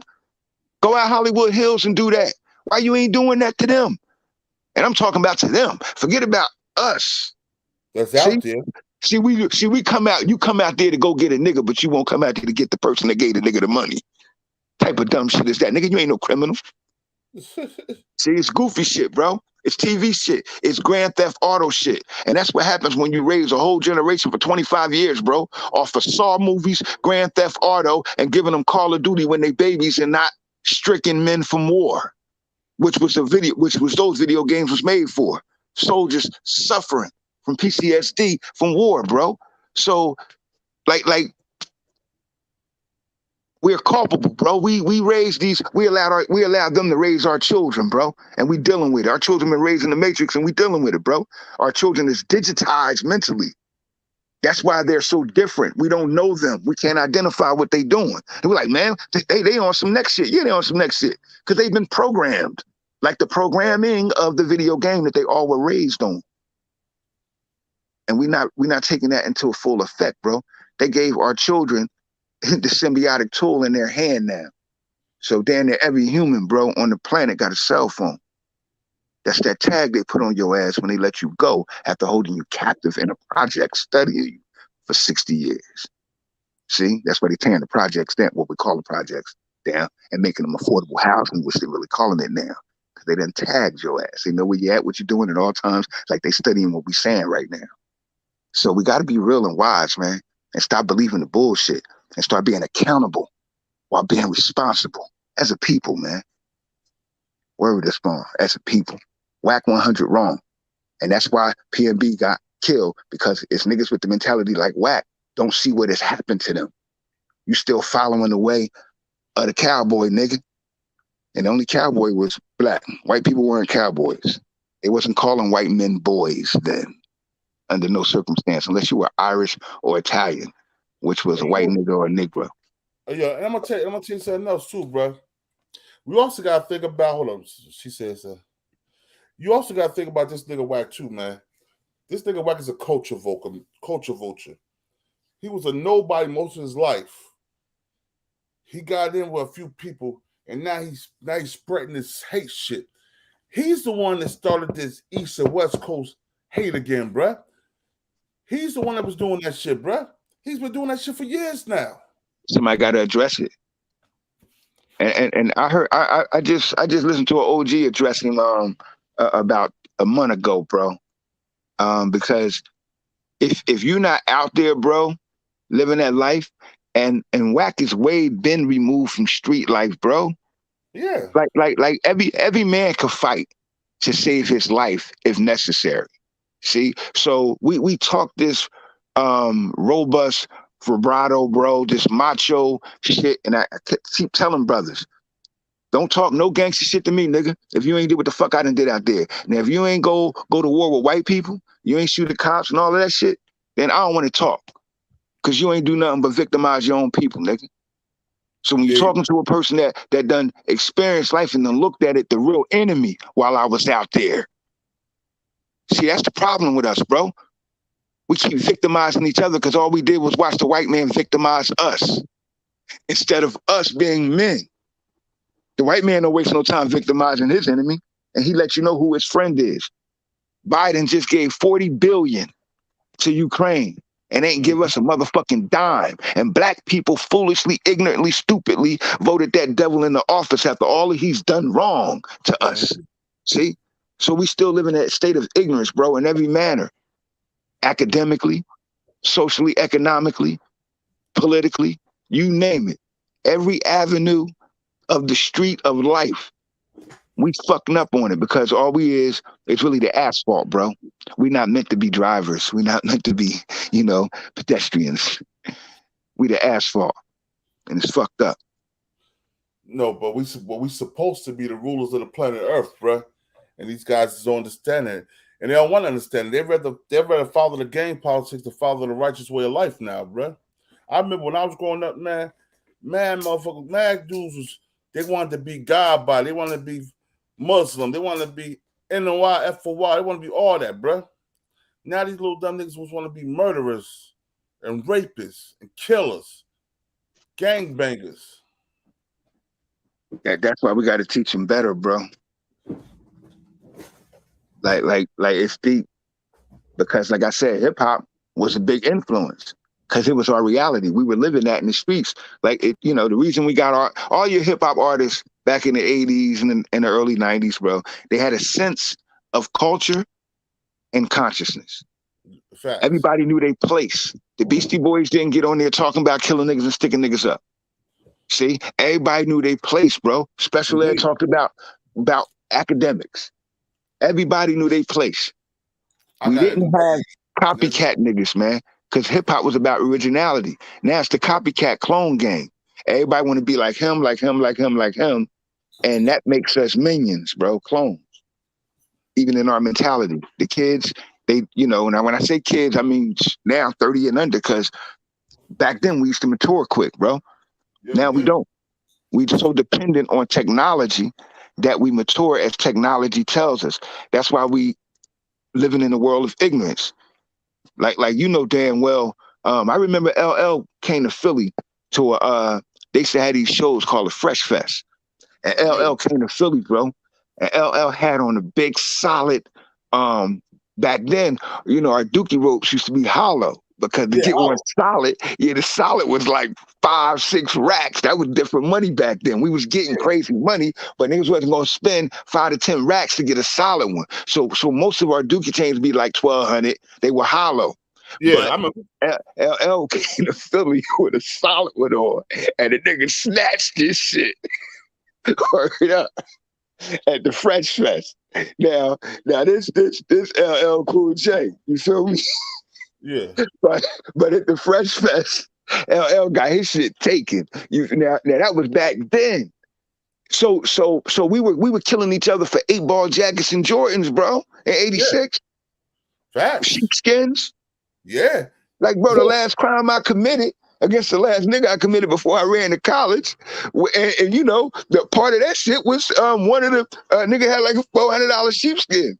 It was a color I ain't never had. I took that. So when we look at, how we function, crime is still going to be crime as long as we got this impoverished mind. But the only thing that changed it, bro, was that men stood up and gave us an option. Now the kids ain't got no option because we're not the ones teaching. We're not the ones in authority.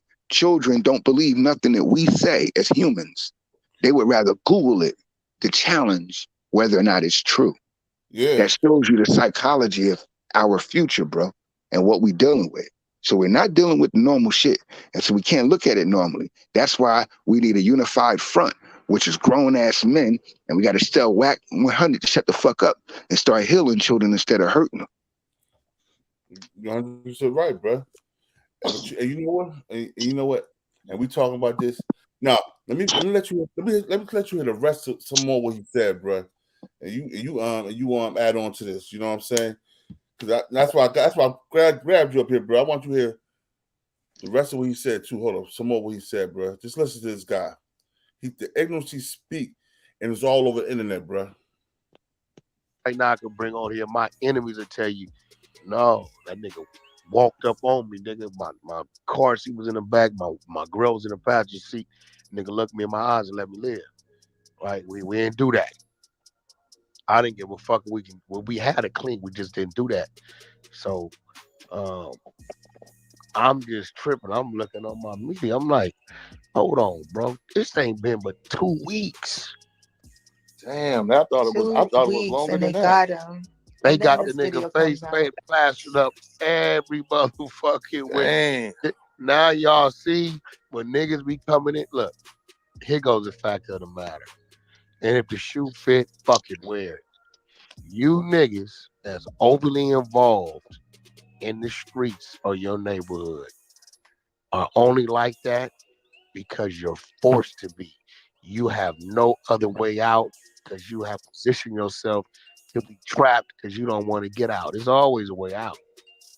Nigga can uproot himself and move to motherfucking Fresno and get him a job at Walmart and figure it out to get away. Guarantee you. Like, it's always a way out. There's always a way out. But to see that, and this is why I told a nigga yesterday, they said, Wack, man, motherfucker told me it's hard to catch a nigga like Wack because he ain't got no habits and you never know where he gonna be. Right? Like yesterday, I got up 10 o'clock on my way to my studio, had a meeting with G Wayne and the app people at 11. Did that from 11 to 12. Then I had to go to Beverly Hills, had a meeting with the attorneys at 1 o'clock. Came out of that motherfucking meeting about 1:30, get a call. Yo, Wack, you ain't forgot we got the owners meeting with the American Football League today in Vegas. Nigga, I totally forgot. Jumped on the freeway, went back home. He said, by the way, it's cocktail. You got to be in the suit. No problem.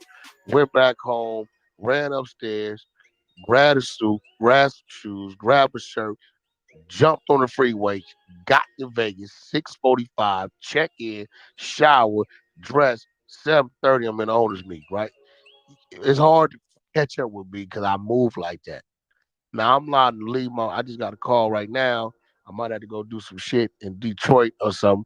So I'm allowed to leave my motherfucking Range Rover right here in the motherfucking valet, jump on the motherfucking plane, go to Detroit. Right? And once I get there, I don't know where I'm gonna end up, right? But what I'm saying is, all you niggas, bro, you cannot be that dumb and naive to believe what these niggas is talking about at the parks and in the garages. It's obviously these niggas is been talking. All that shit is gone. Then I look up yesterday, I see a motherfucker pulled up on an SUV, bang out the SUV on Slauson and Western, killed a 30-year-old girl in the backseat, mother 3. Like, you said you seen it. You looked at the window and seen it, right? Why didn't you do anything about it?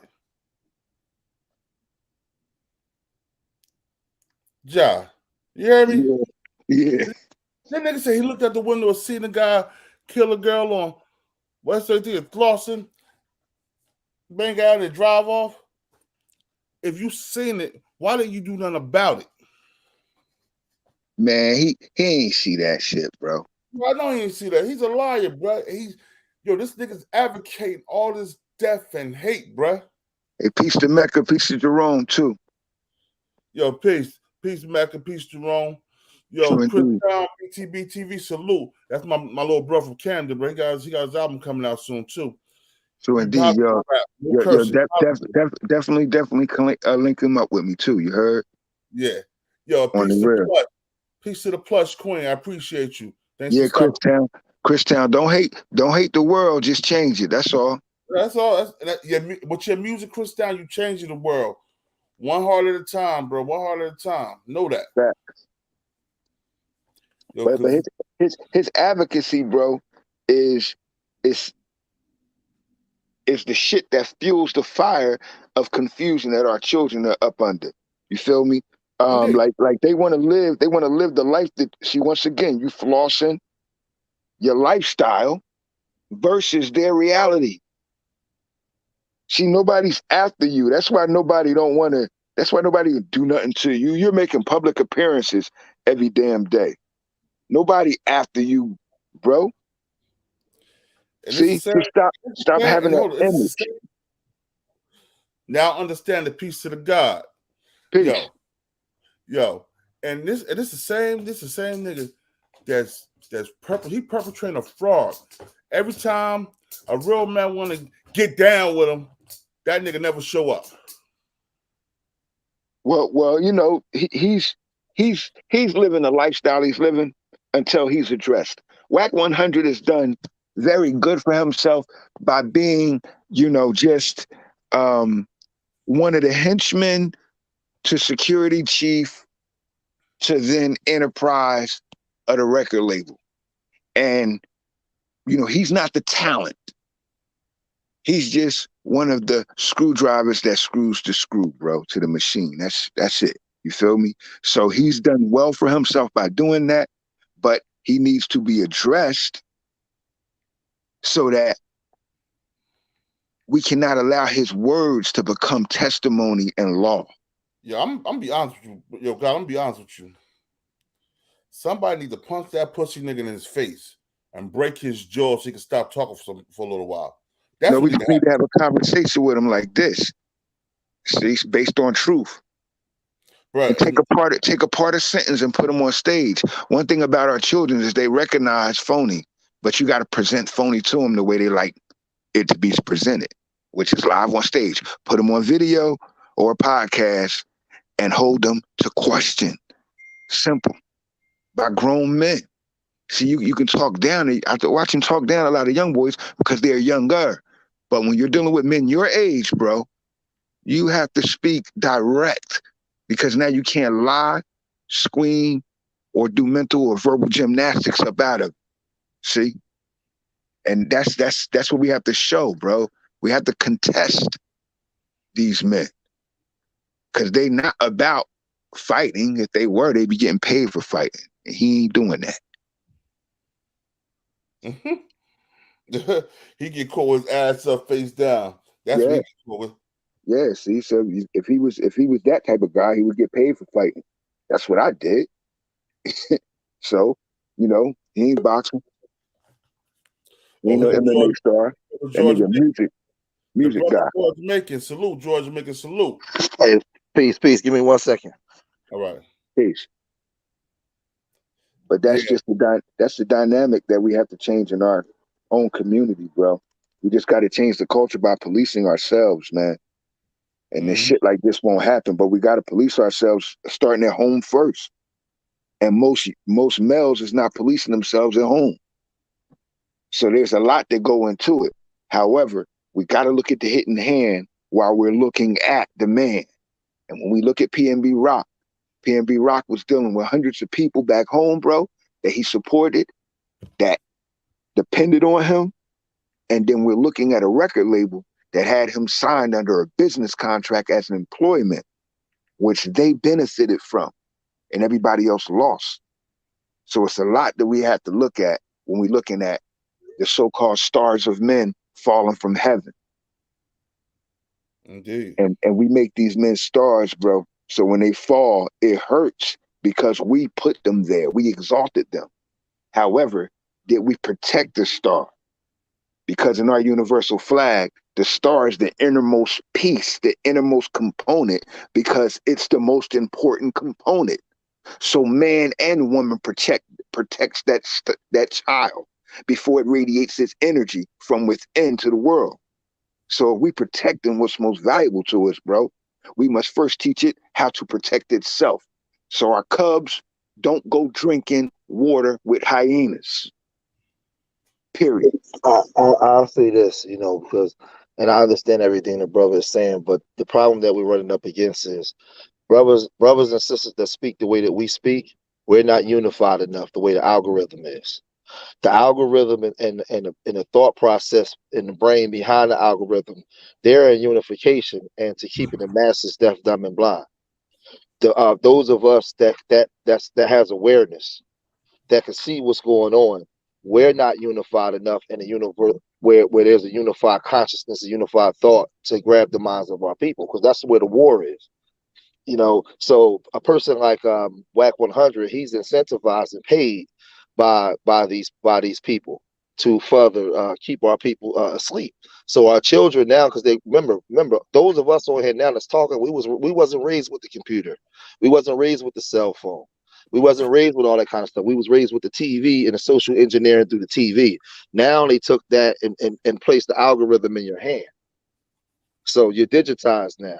So now the kids today, so remember back in the day when we was growing up, you had to come on a block and show and prove. Back in the day, you had to show and prove. You couldn't just come out on a block and say, I'm the man. A nigga like me was going to take your shit and see what you was about. Actual fact. But nowadays, you could be the butcher, the baker, the candlestick maker without ever having to put your foot on the asphalt.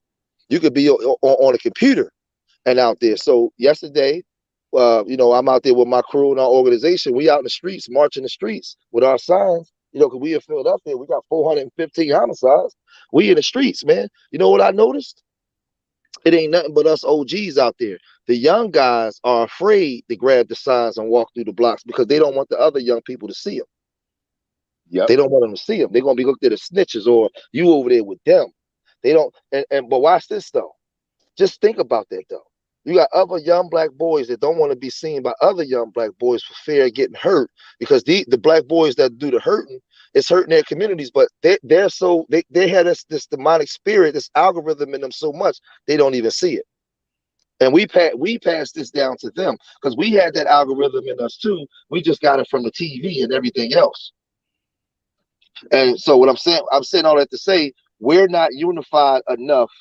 From Philly to Newark to Atlanta, those of us that speak in the manner we speak about manifesting the reality that we want, we're not unified enough to make these words become a thing. Because like I always tell people, if you want to change the trajectory of the community, you got to change the way that you speak to each other. So if they say if they say they on demon time, I say death to the real nigga. If she say she a bad bitch, I say nerves over niggas. If they go around and say my AK spray all day, I say black man kill another black man, you're a traitor to your people. We got to use words to shake up the algorithm that's in their heads by creating a new reality. And if we don't change the way that they speak to each other and make it become a thing, we got to bring that Chuck D style back. And if we don't, then we're not going to change nothing. It's not about the kids. We're fighting against the algorithm. It's a war against the minds, man. It has nothing to do with nothing else. You got to get in their minds. You got to change the way they talk, change the way they dress, create a culture that dictates how they operate around each other, man. And if you don't change that, because words are energy, it becomes things, and it's manifested. And that's what we got to do, man. We got to change what they manifest. We got to change what's in their minds, man. That's why I do the dream tours down here with the kids. I take them to all the museums. I take them on college tours. I give them something else to dream about. You can be in Newark, you can be in Brooklyn, you can be in Philly. Half those kids that live in those urban areas would never see the inside of a university. Never. Never. All my dreams up until I was about almost 30 was drug related. I dreamed about being a kingpin. I ain't dream about being an inventor. I never knew Augustus Jackson from Philadelphia invented the new form of ice cream, but I knew how to weigh a brick. I knew how to open it up. So that right there is the problem. So how did that get into my mind? How did that get there? So we have to give the kids something new to dream about, something new that they can put up this trauma up against. And if we're not doing that, then we lose it. Yeah, somebody 300 said, hold on, 300 said NWA was fighting against the police. NWA was fighting against black people too. They didn't really fight against the police. I never. What did he say? I couldn't understand. What did he say? He said, "Yo, somebody got to turn their computer down the back." He said, "NWA was fighting against the police." NWA fought against the police one time. They wasn't really fighting against the police because they made F the Police. They made a lot of other songs too that wasn't right in exact. So I don't know. I don't understand what you're talking about, bro. Yeah, NWA. They made certain songs that they played both sides, but NWA was operating control and paid for by the algorithm. The dominant society funded that to put that message out there because they wanted to neutralize X-Clan, Paris, Public Enemy, Chuck D at the time. They wanted to neutralize. So what they did was and I can prove my point. When hip hop first came out, man, the Bronx was on fire. The Bronx might have been the worst place in America at the time hip hop came out. Go look at old Harlem and the Bronx, right? But you know what they did? They didn't rap about that kind of stuff. They rapped about positivity and uplifting your people. So they used hip hop as a form of stopping the gangbanging. So, but 10 years later, when NWA came out, they came out glorifying it and talking about what was going on the streets. But when Melly Mel brought the message out, broken glass everywhere, he was telling you what was going on in a message. It wasn't the glorification. Anybody that's at least 46, 47 and over, you remember the Bronx 79 through the late 70s, early 80s. And that was at the beginning of hip hop. They wasn't glorifying that. Yeah, I was there when all of that happened.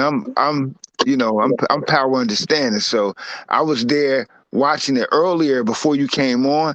We were addressing those same factors, that the solution, part of the solution is the activity of hip hop as we presently have it. We don't have hip hop anymore. We have rap music, which is a commercialized industry or commercialized factor of hip hop.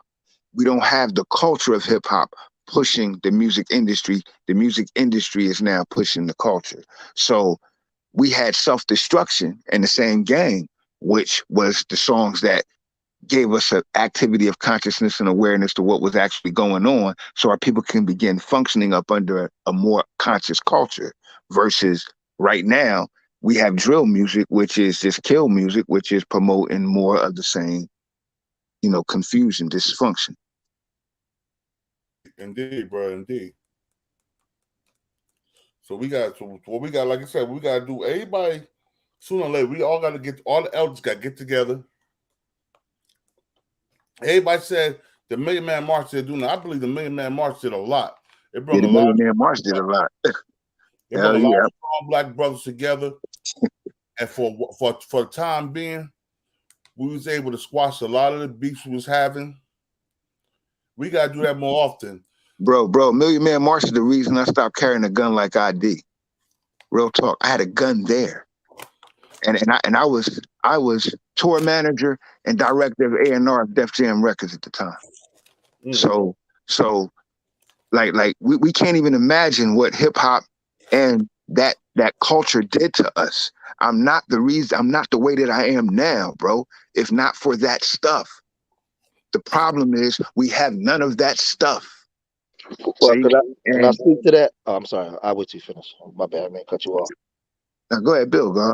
I'll say this. See, let me say it right.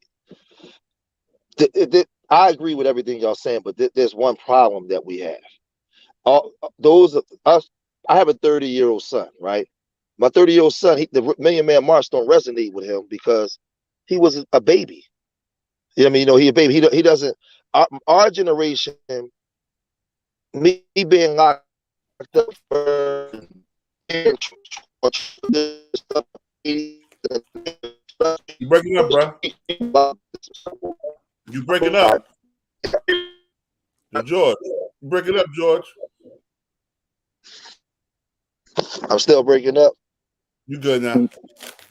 Yeah, what I'm trying to say is, basically what I'm trying to say in short is, Farrakhan, through our era, was the one that can come to the streets and he can make the hardened gangsters stop. Like we could be shooting each other every other day, man. And Farrakhan will come to town and he'll make us stop. Because even though we hate each other, all of us love and respect Farrakhan. Right. He was like how Malcolm X was in the 60s or Dr. King, when they gang banging and stuff, and they come to town, everything stopped. Everybody stopped. That's who Farrakhan was for us. This is the problem that I have. We gotta find somebody younger now that can galvanize and get into the minds of the youth. A new somebody else have to be reborn and pick up that mantle. The ingredients is already made, but now we need it. Now we need a new baker. We need somebody to come in because the youth don't resonate with Farrakhan the way we did, the way my dad and them resonated with Elijah Muhammad. There has to be somebody else that has to come out now. And that's why I was saying yesterday when I was out speaking on my bullhorn out in the street, I was telling everybody, like, listen, the elders is for youth and counsel. We need a young mind, a young person to come and galvanize the people.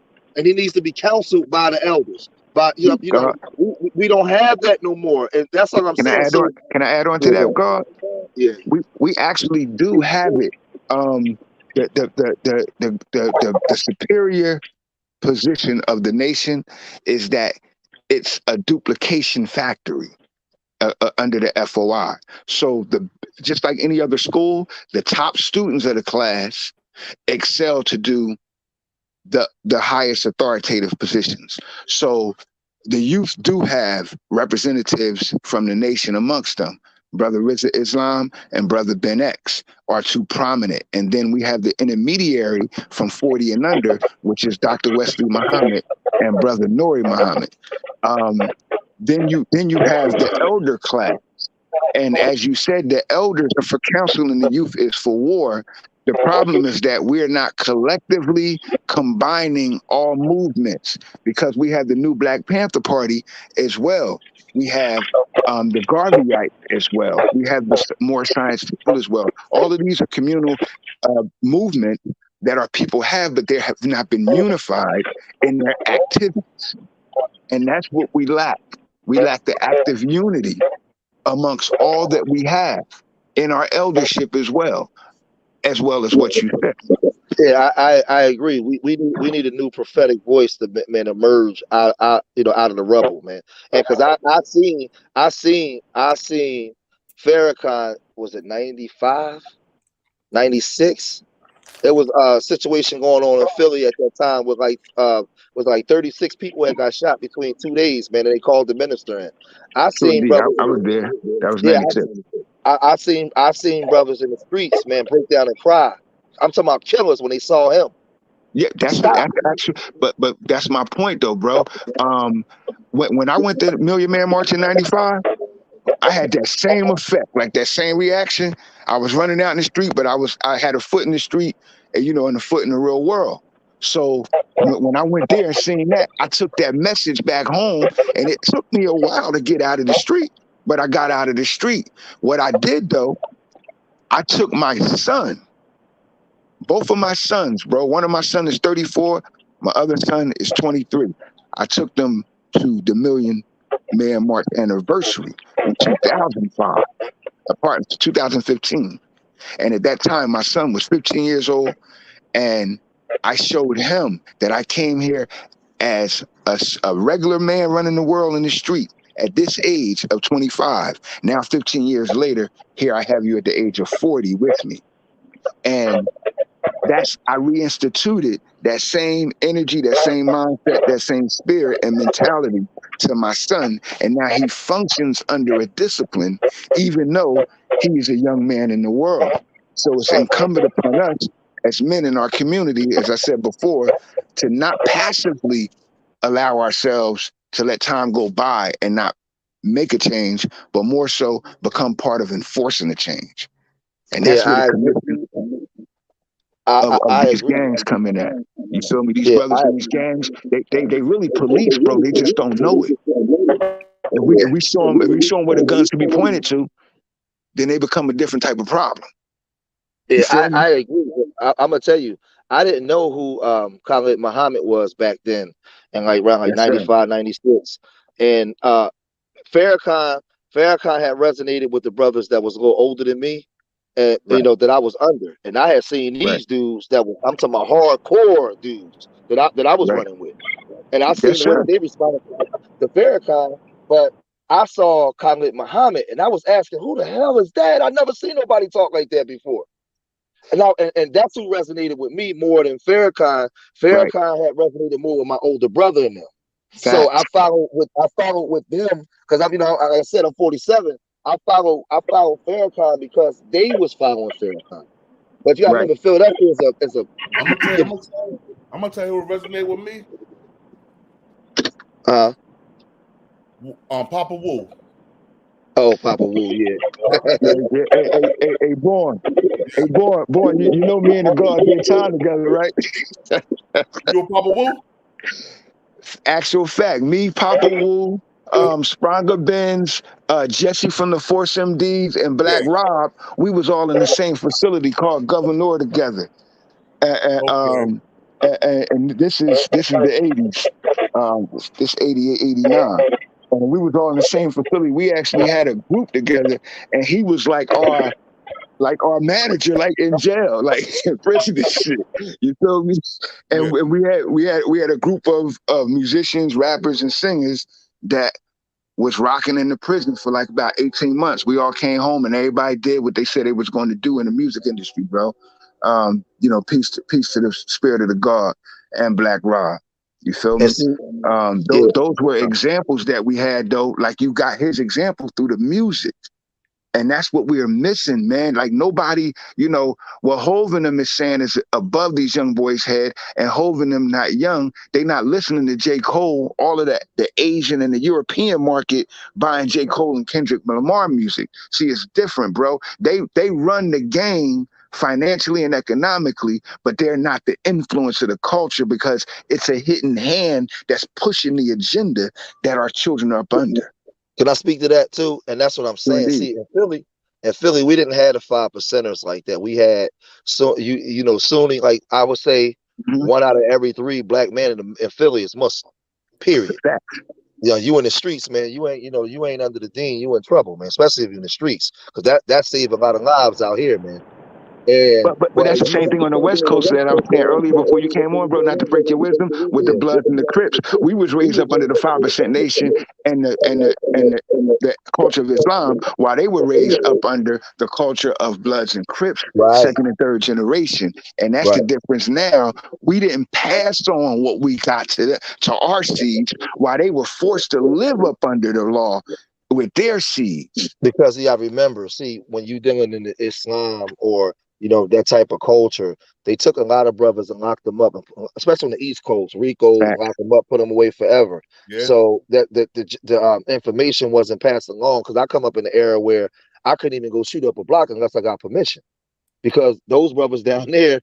The crazy part was I might have been warm with you, but your big brother and my big brother go to the same mosque together. That's the streets, though. That's the crazy part. But I'm saying all that to say. That the issue that I have, and because like I said, I'm a smart brother and I'm teaching, but I still come from the streets. My mentality a lot of times is hard. So to me, and the way that these kids operate, especially out here in a city like Philly and Brooklyn and stuff, I love Nuri Wesley Muhammad are great teachers. We need that Khalid Muhammad spirit out here. We need that old Farrakhan spirit, that old Malcolm X spirit. There has to be a new child birthed out of the ashes that's going to raise up and galvanize the minds of our people. That's going to have to happen again. That's why they killed these people all. Beloved, they out here. Yeah, I know. Listen to Brother RZA. I'm gonna be honest with you. These are all brother to brothers. I like. This is my opinion, though. This is my opinion, not for nobody else. I love Brother RZA, but he ain't the one for me. We need a guy. We need a guy that the gangbangers, the intelligent hoodlums, the nerds, everybody, when he speaks, everybody lift their head up like, okay. Because Father Allah was that.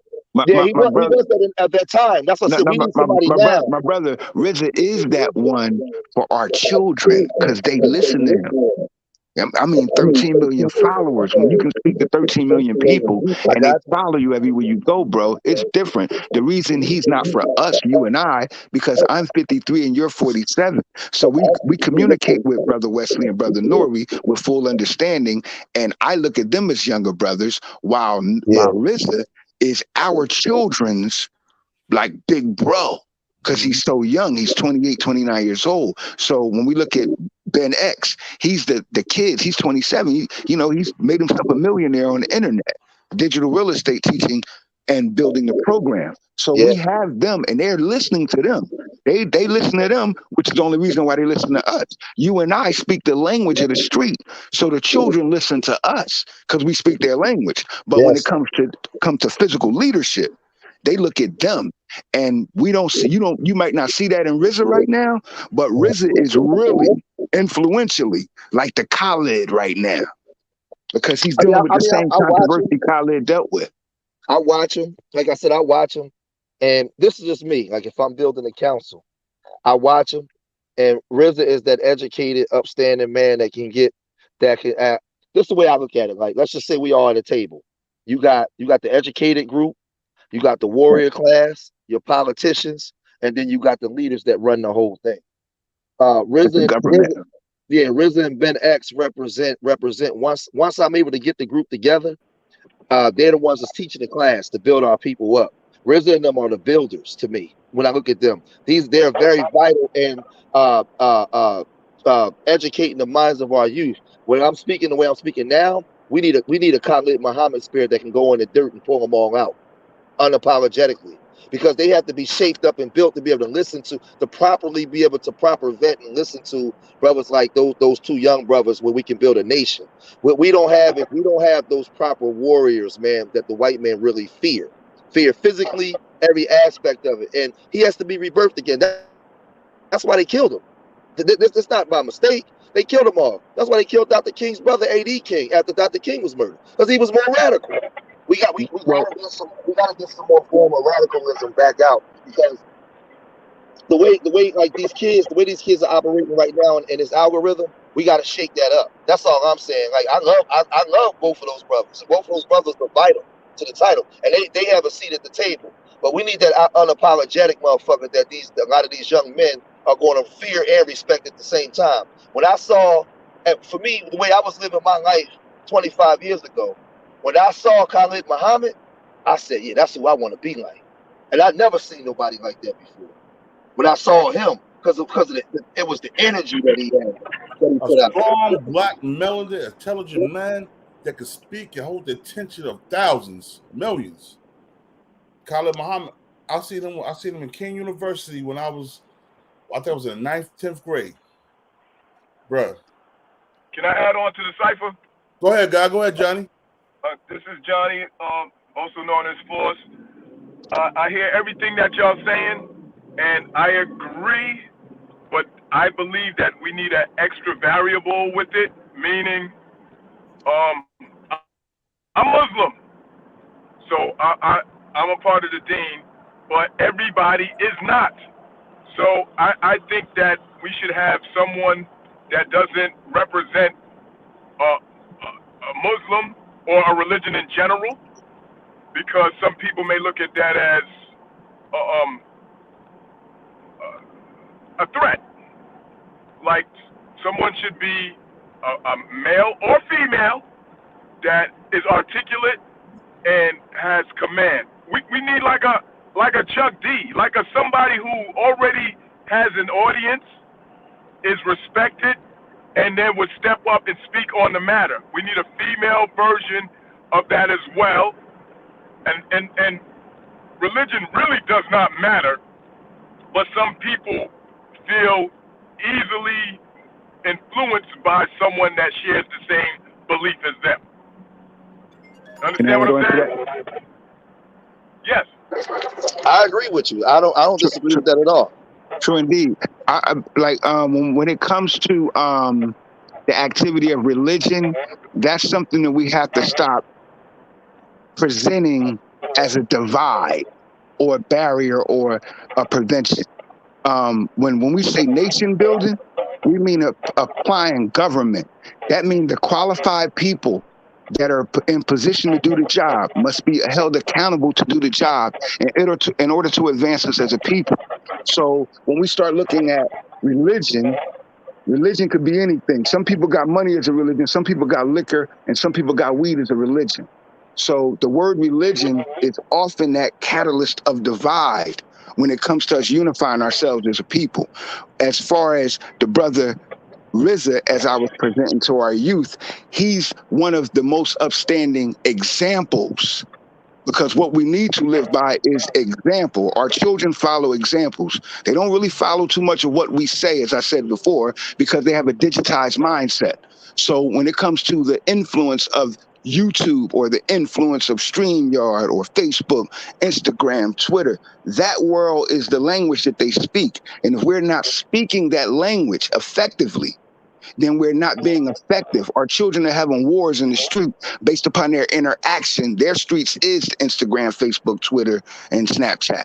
So we have to start applying directives that are totally effective, methods that are totally effective. And the most effective method is unifying ourselves under examples. And the best examples that we have amongst us, as I said earlier, Brother Ben is doing it not just by teaching, but by example. When you see him, you see a young man that you would desire to have as your son. RZA, the same man, when you see him, you would desire to have him as your student, to advance him. As I was wanted to tell the brother earlier, when I was running with Khaled back in 94 to 96, things were different because Khaled was our older brother. So we need an older influence, an elderly influence, not Farrakhan, because he's the grand elder. Now we need the intermediary, which is our age, guys from 45 to 55, to lead the young voices. And the young voices that lead, we're dealing with the world of masculine warfare with feminism. So we need to create an undertone to the activity of feminine authority in our communities until men are men and not males. Because if we have any feminine authority, they will regress to the feminine example, because that's a passive way to demean a soldier. So as a community, we first must get our men together, and we need male masculine leadership that's by example first, not by just word. Yeah, well, I agree with that. You got to get the men together, because they spent the group of other competing men, which represents the dominant society, spent the time breaking the men down, because we're a threat. We're a dual threat on many different levels. So you got to get the minds of the men back first and rebuild the nation, and then place the woman back on her throne where she belongs.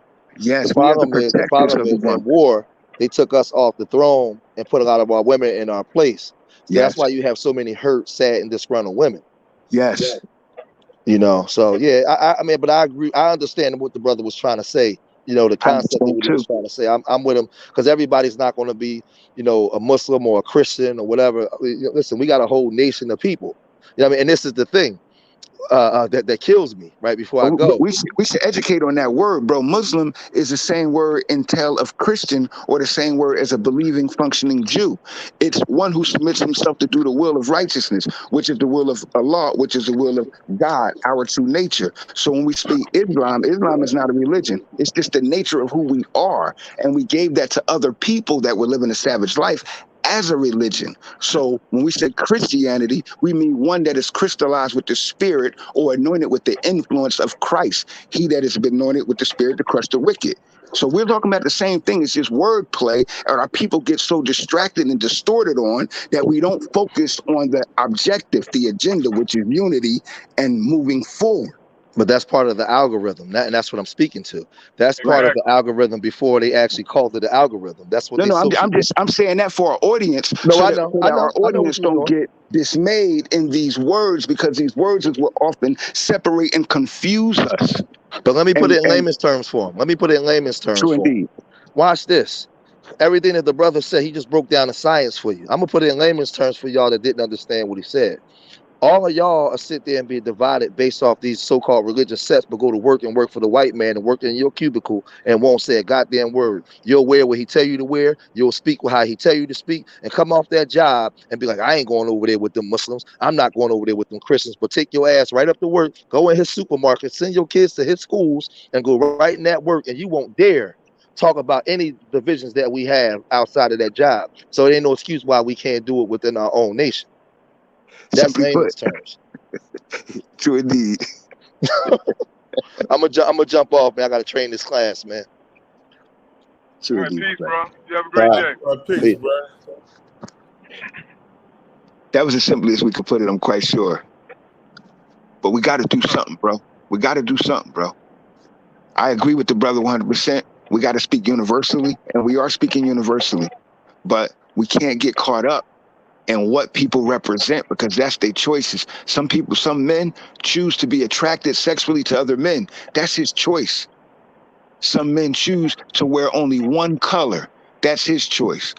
But we all need to work together in order to change our reality as Black people. And that should be no choice. In order for us to actually affect change, we have to reach the masses. And in order to reach the masses, we have to have people that attract the masses or already have the masses listening to them. So that's why I'm saying we have to broaden the horizons, because people already are divided because of class, religion, etc. So I've heard of and heard from several of the names that were mentioned, and I agree. We have some dynamic speakers and educated brothers amongst them, but a lot of people that does not partake in those sciences and those teachings and those way of life have probably never heard of them, so or never heard from them. So we need to be able to reach people through the voices that they listen to. You understand what I'm saying? It's like, let's just say, for instance, you have the God on 105, and he has an audience of millions of people. Charlemagne. Yeah. And Charlemagne. If he was to be able to be a part of this, he has millions of people that listens to him. I'm not saying they're going to do exactly what he says, but at least he has an audience that the word can be spread.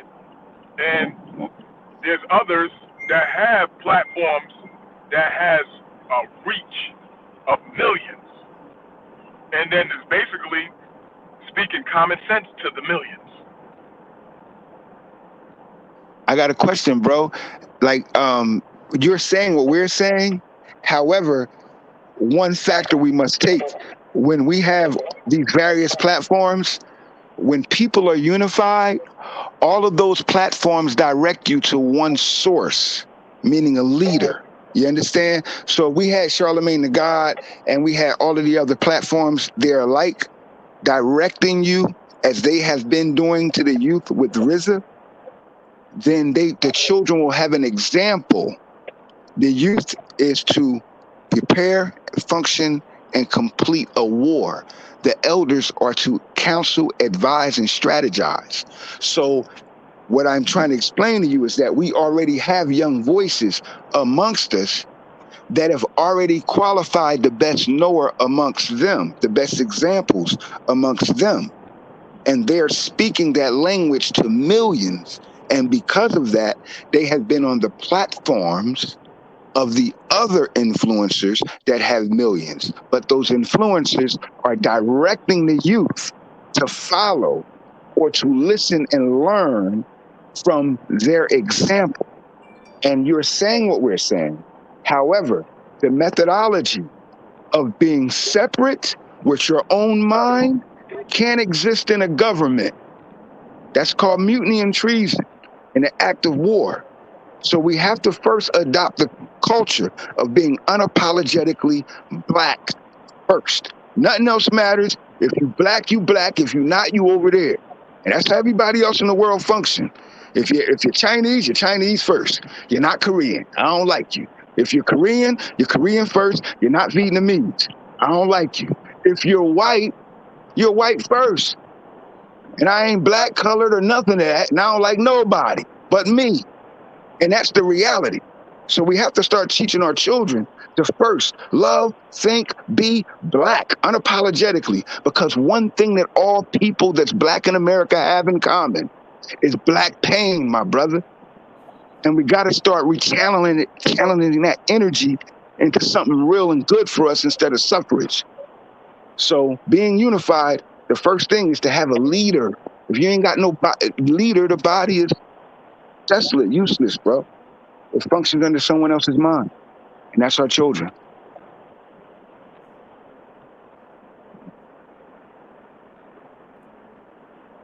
I hear what you're saying, brother.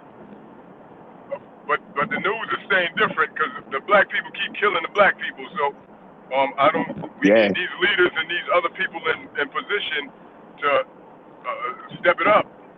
What if the law in the land was it is in other communities? What if anybody that killed someone unjustly in our community is killed right away themselves? What if the community did that? No cop showed up or nothing. Nigga, you did something wrong, we gonna get you. Now, what if that was the law? Things would be real different in our communities, wouldn't it? They would really look like everybody else's community then. In the suburb of any city, You're 100% bro. right. In the suburb of any city, when you do the demographic, every suburb have one third the population of any inner city police force. 1/3, bro. Like their communities don't have crime for some reason. And it's a reason because it's not a culture. They love themselves. And you know damn well, if you mess with Molly or if you touch Becky, nigga, we gonna get you. See? If you mess with any of the Polacks, they gonna get you. The Jews, they gonna get you. The Italians, they gonna get you. The Irish, they gonna get you. See, everybody gonna get you if you mess with them, but you can just mess with us and get away with it. And everybody does it.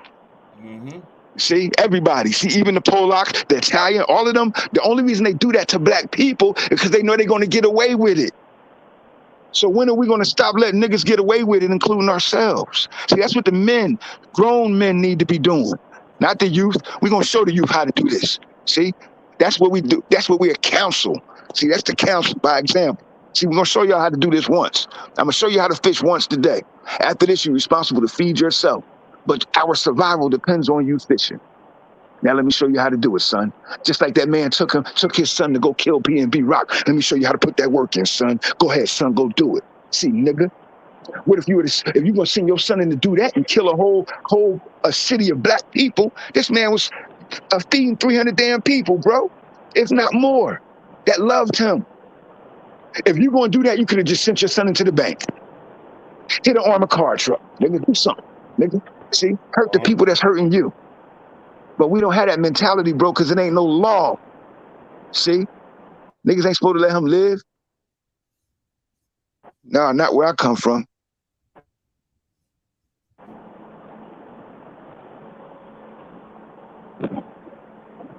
I agree with you, bro. In theory, I'm totally with you. Parents got to be parents and stop being breeders. Word is bond, man. We just having kids. Whole different story, and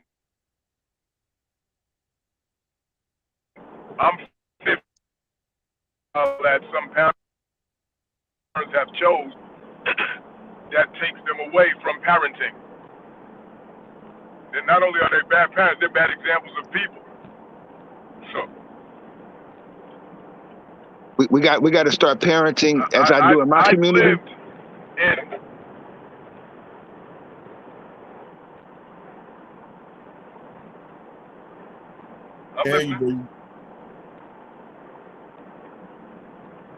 We can hear you, bro.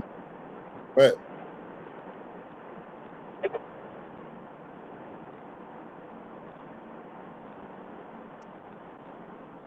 You there? I don't know what happened to him. There you go, right there, I think.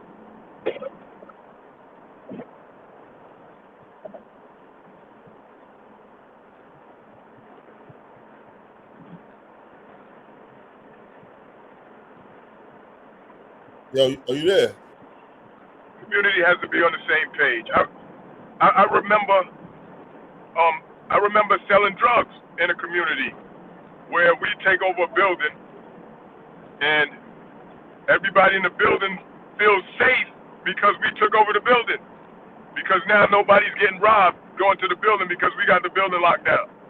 Right. But And if there's anything going on, and we believe there's going to be some gunplay, we tell the people to take it inside. We had something going on in the park. You know how they have like the day of the community, Harlem Week, Edom All Day, such and such day. And we had something going on in the park, and some enemies came through. And I went through personally and told several people to leave. Like, things is getting ready to happen, leave. I ain't going to tell you what's going to happen, but when I tell you to leave, leave. We got to be protected. And on the flip side, when some things happen and you do avenge or you do protect your people, these can't be the people that finger you out or be on your jury and find you guilty.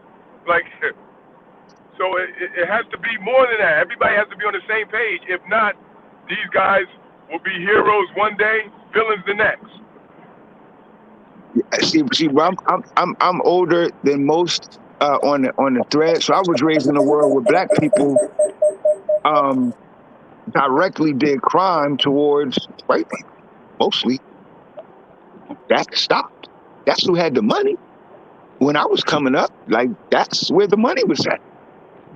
So the ideology of victimizing ourselves even more nowadays have become more prevalent because it's been commercialized. It's been marketed to us over the last 30, 40 years, bro, in a way that subliminally we don't know. We just started living. It was a programming. And that's where we become dysfunctional. So the real thing is, how do we change that culture? Is that just like the men back then didn't play no games? You ain't allowed to do those things in our communities either, bro. Either you're going to do right or you're not going to be here. And everybody that be around there live here. And you ain't allowed around here if you don't live here. So that's the problem too. Right. Right. I totally understand that.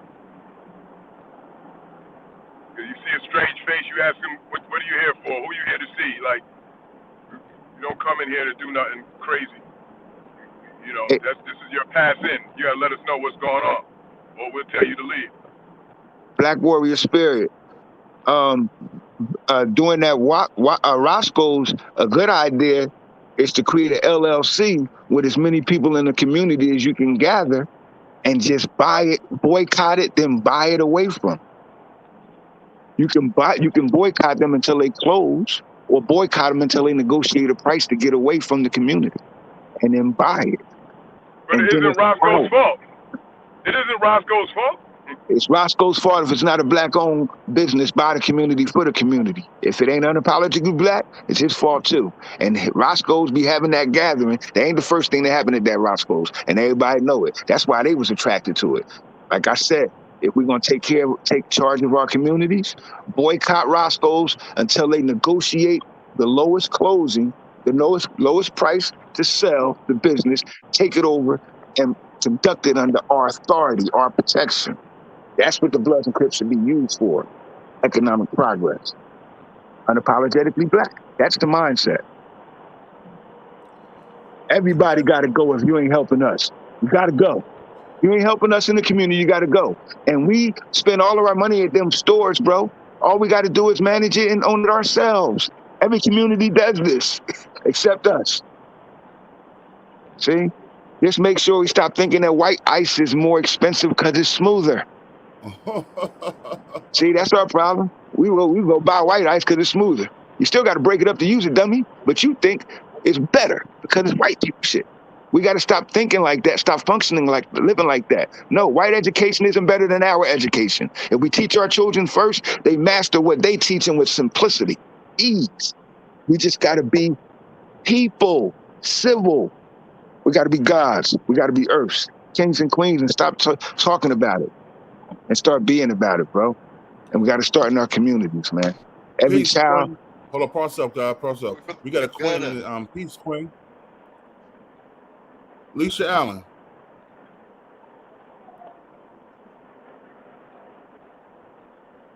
You got something to say?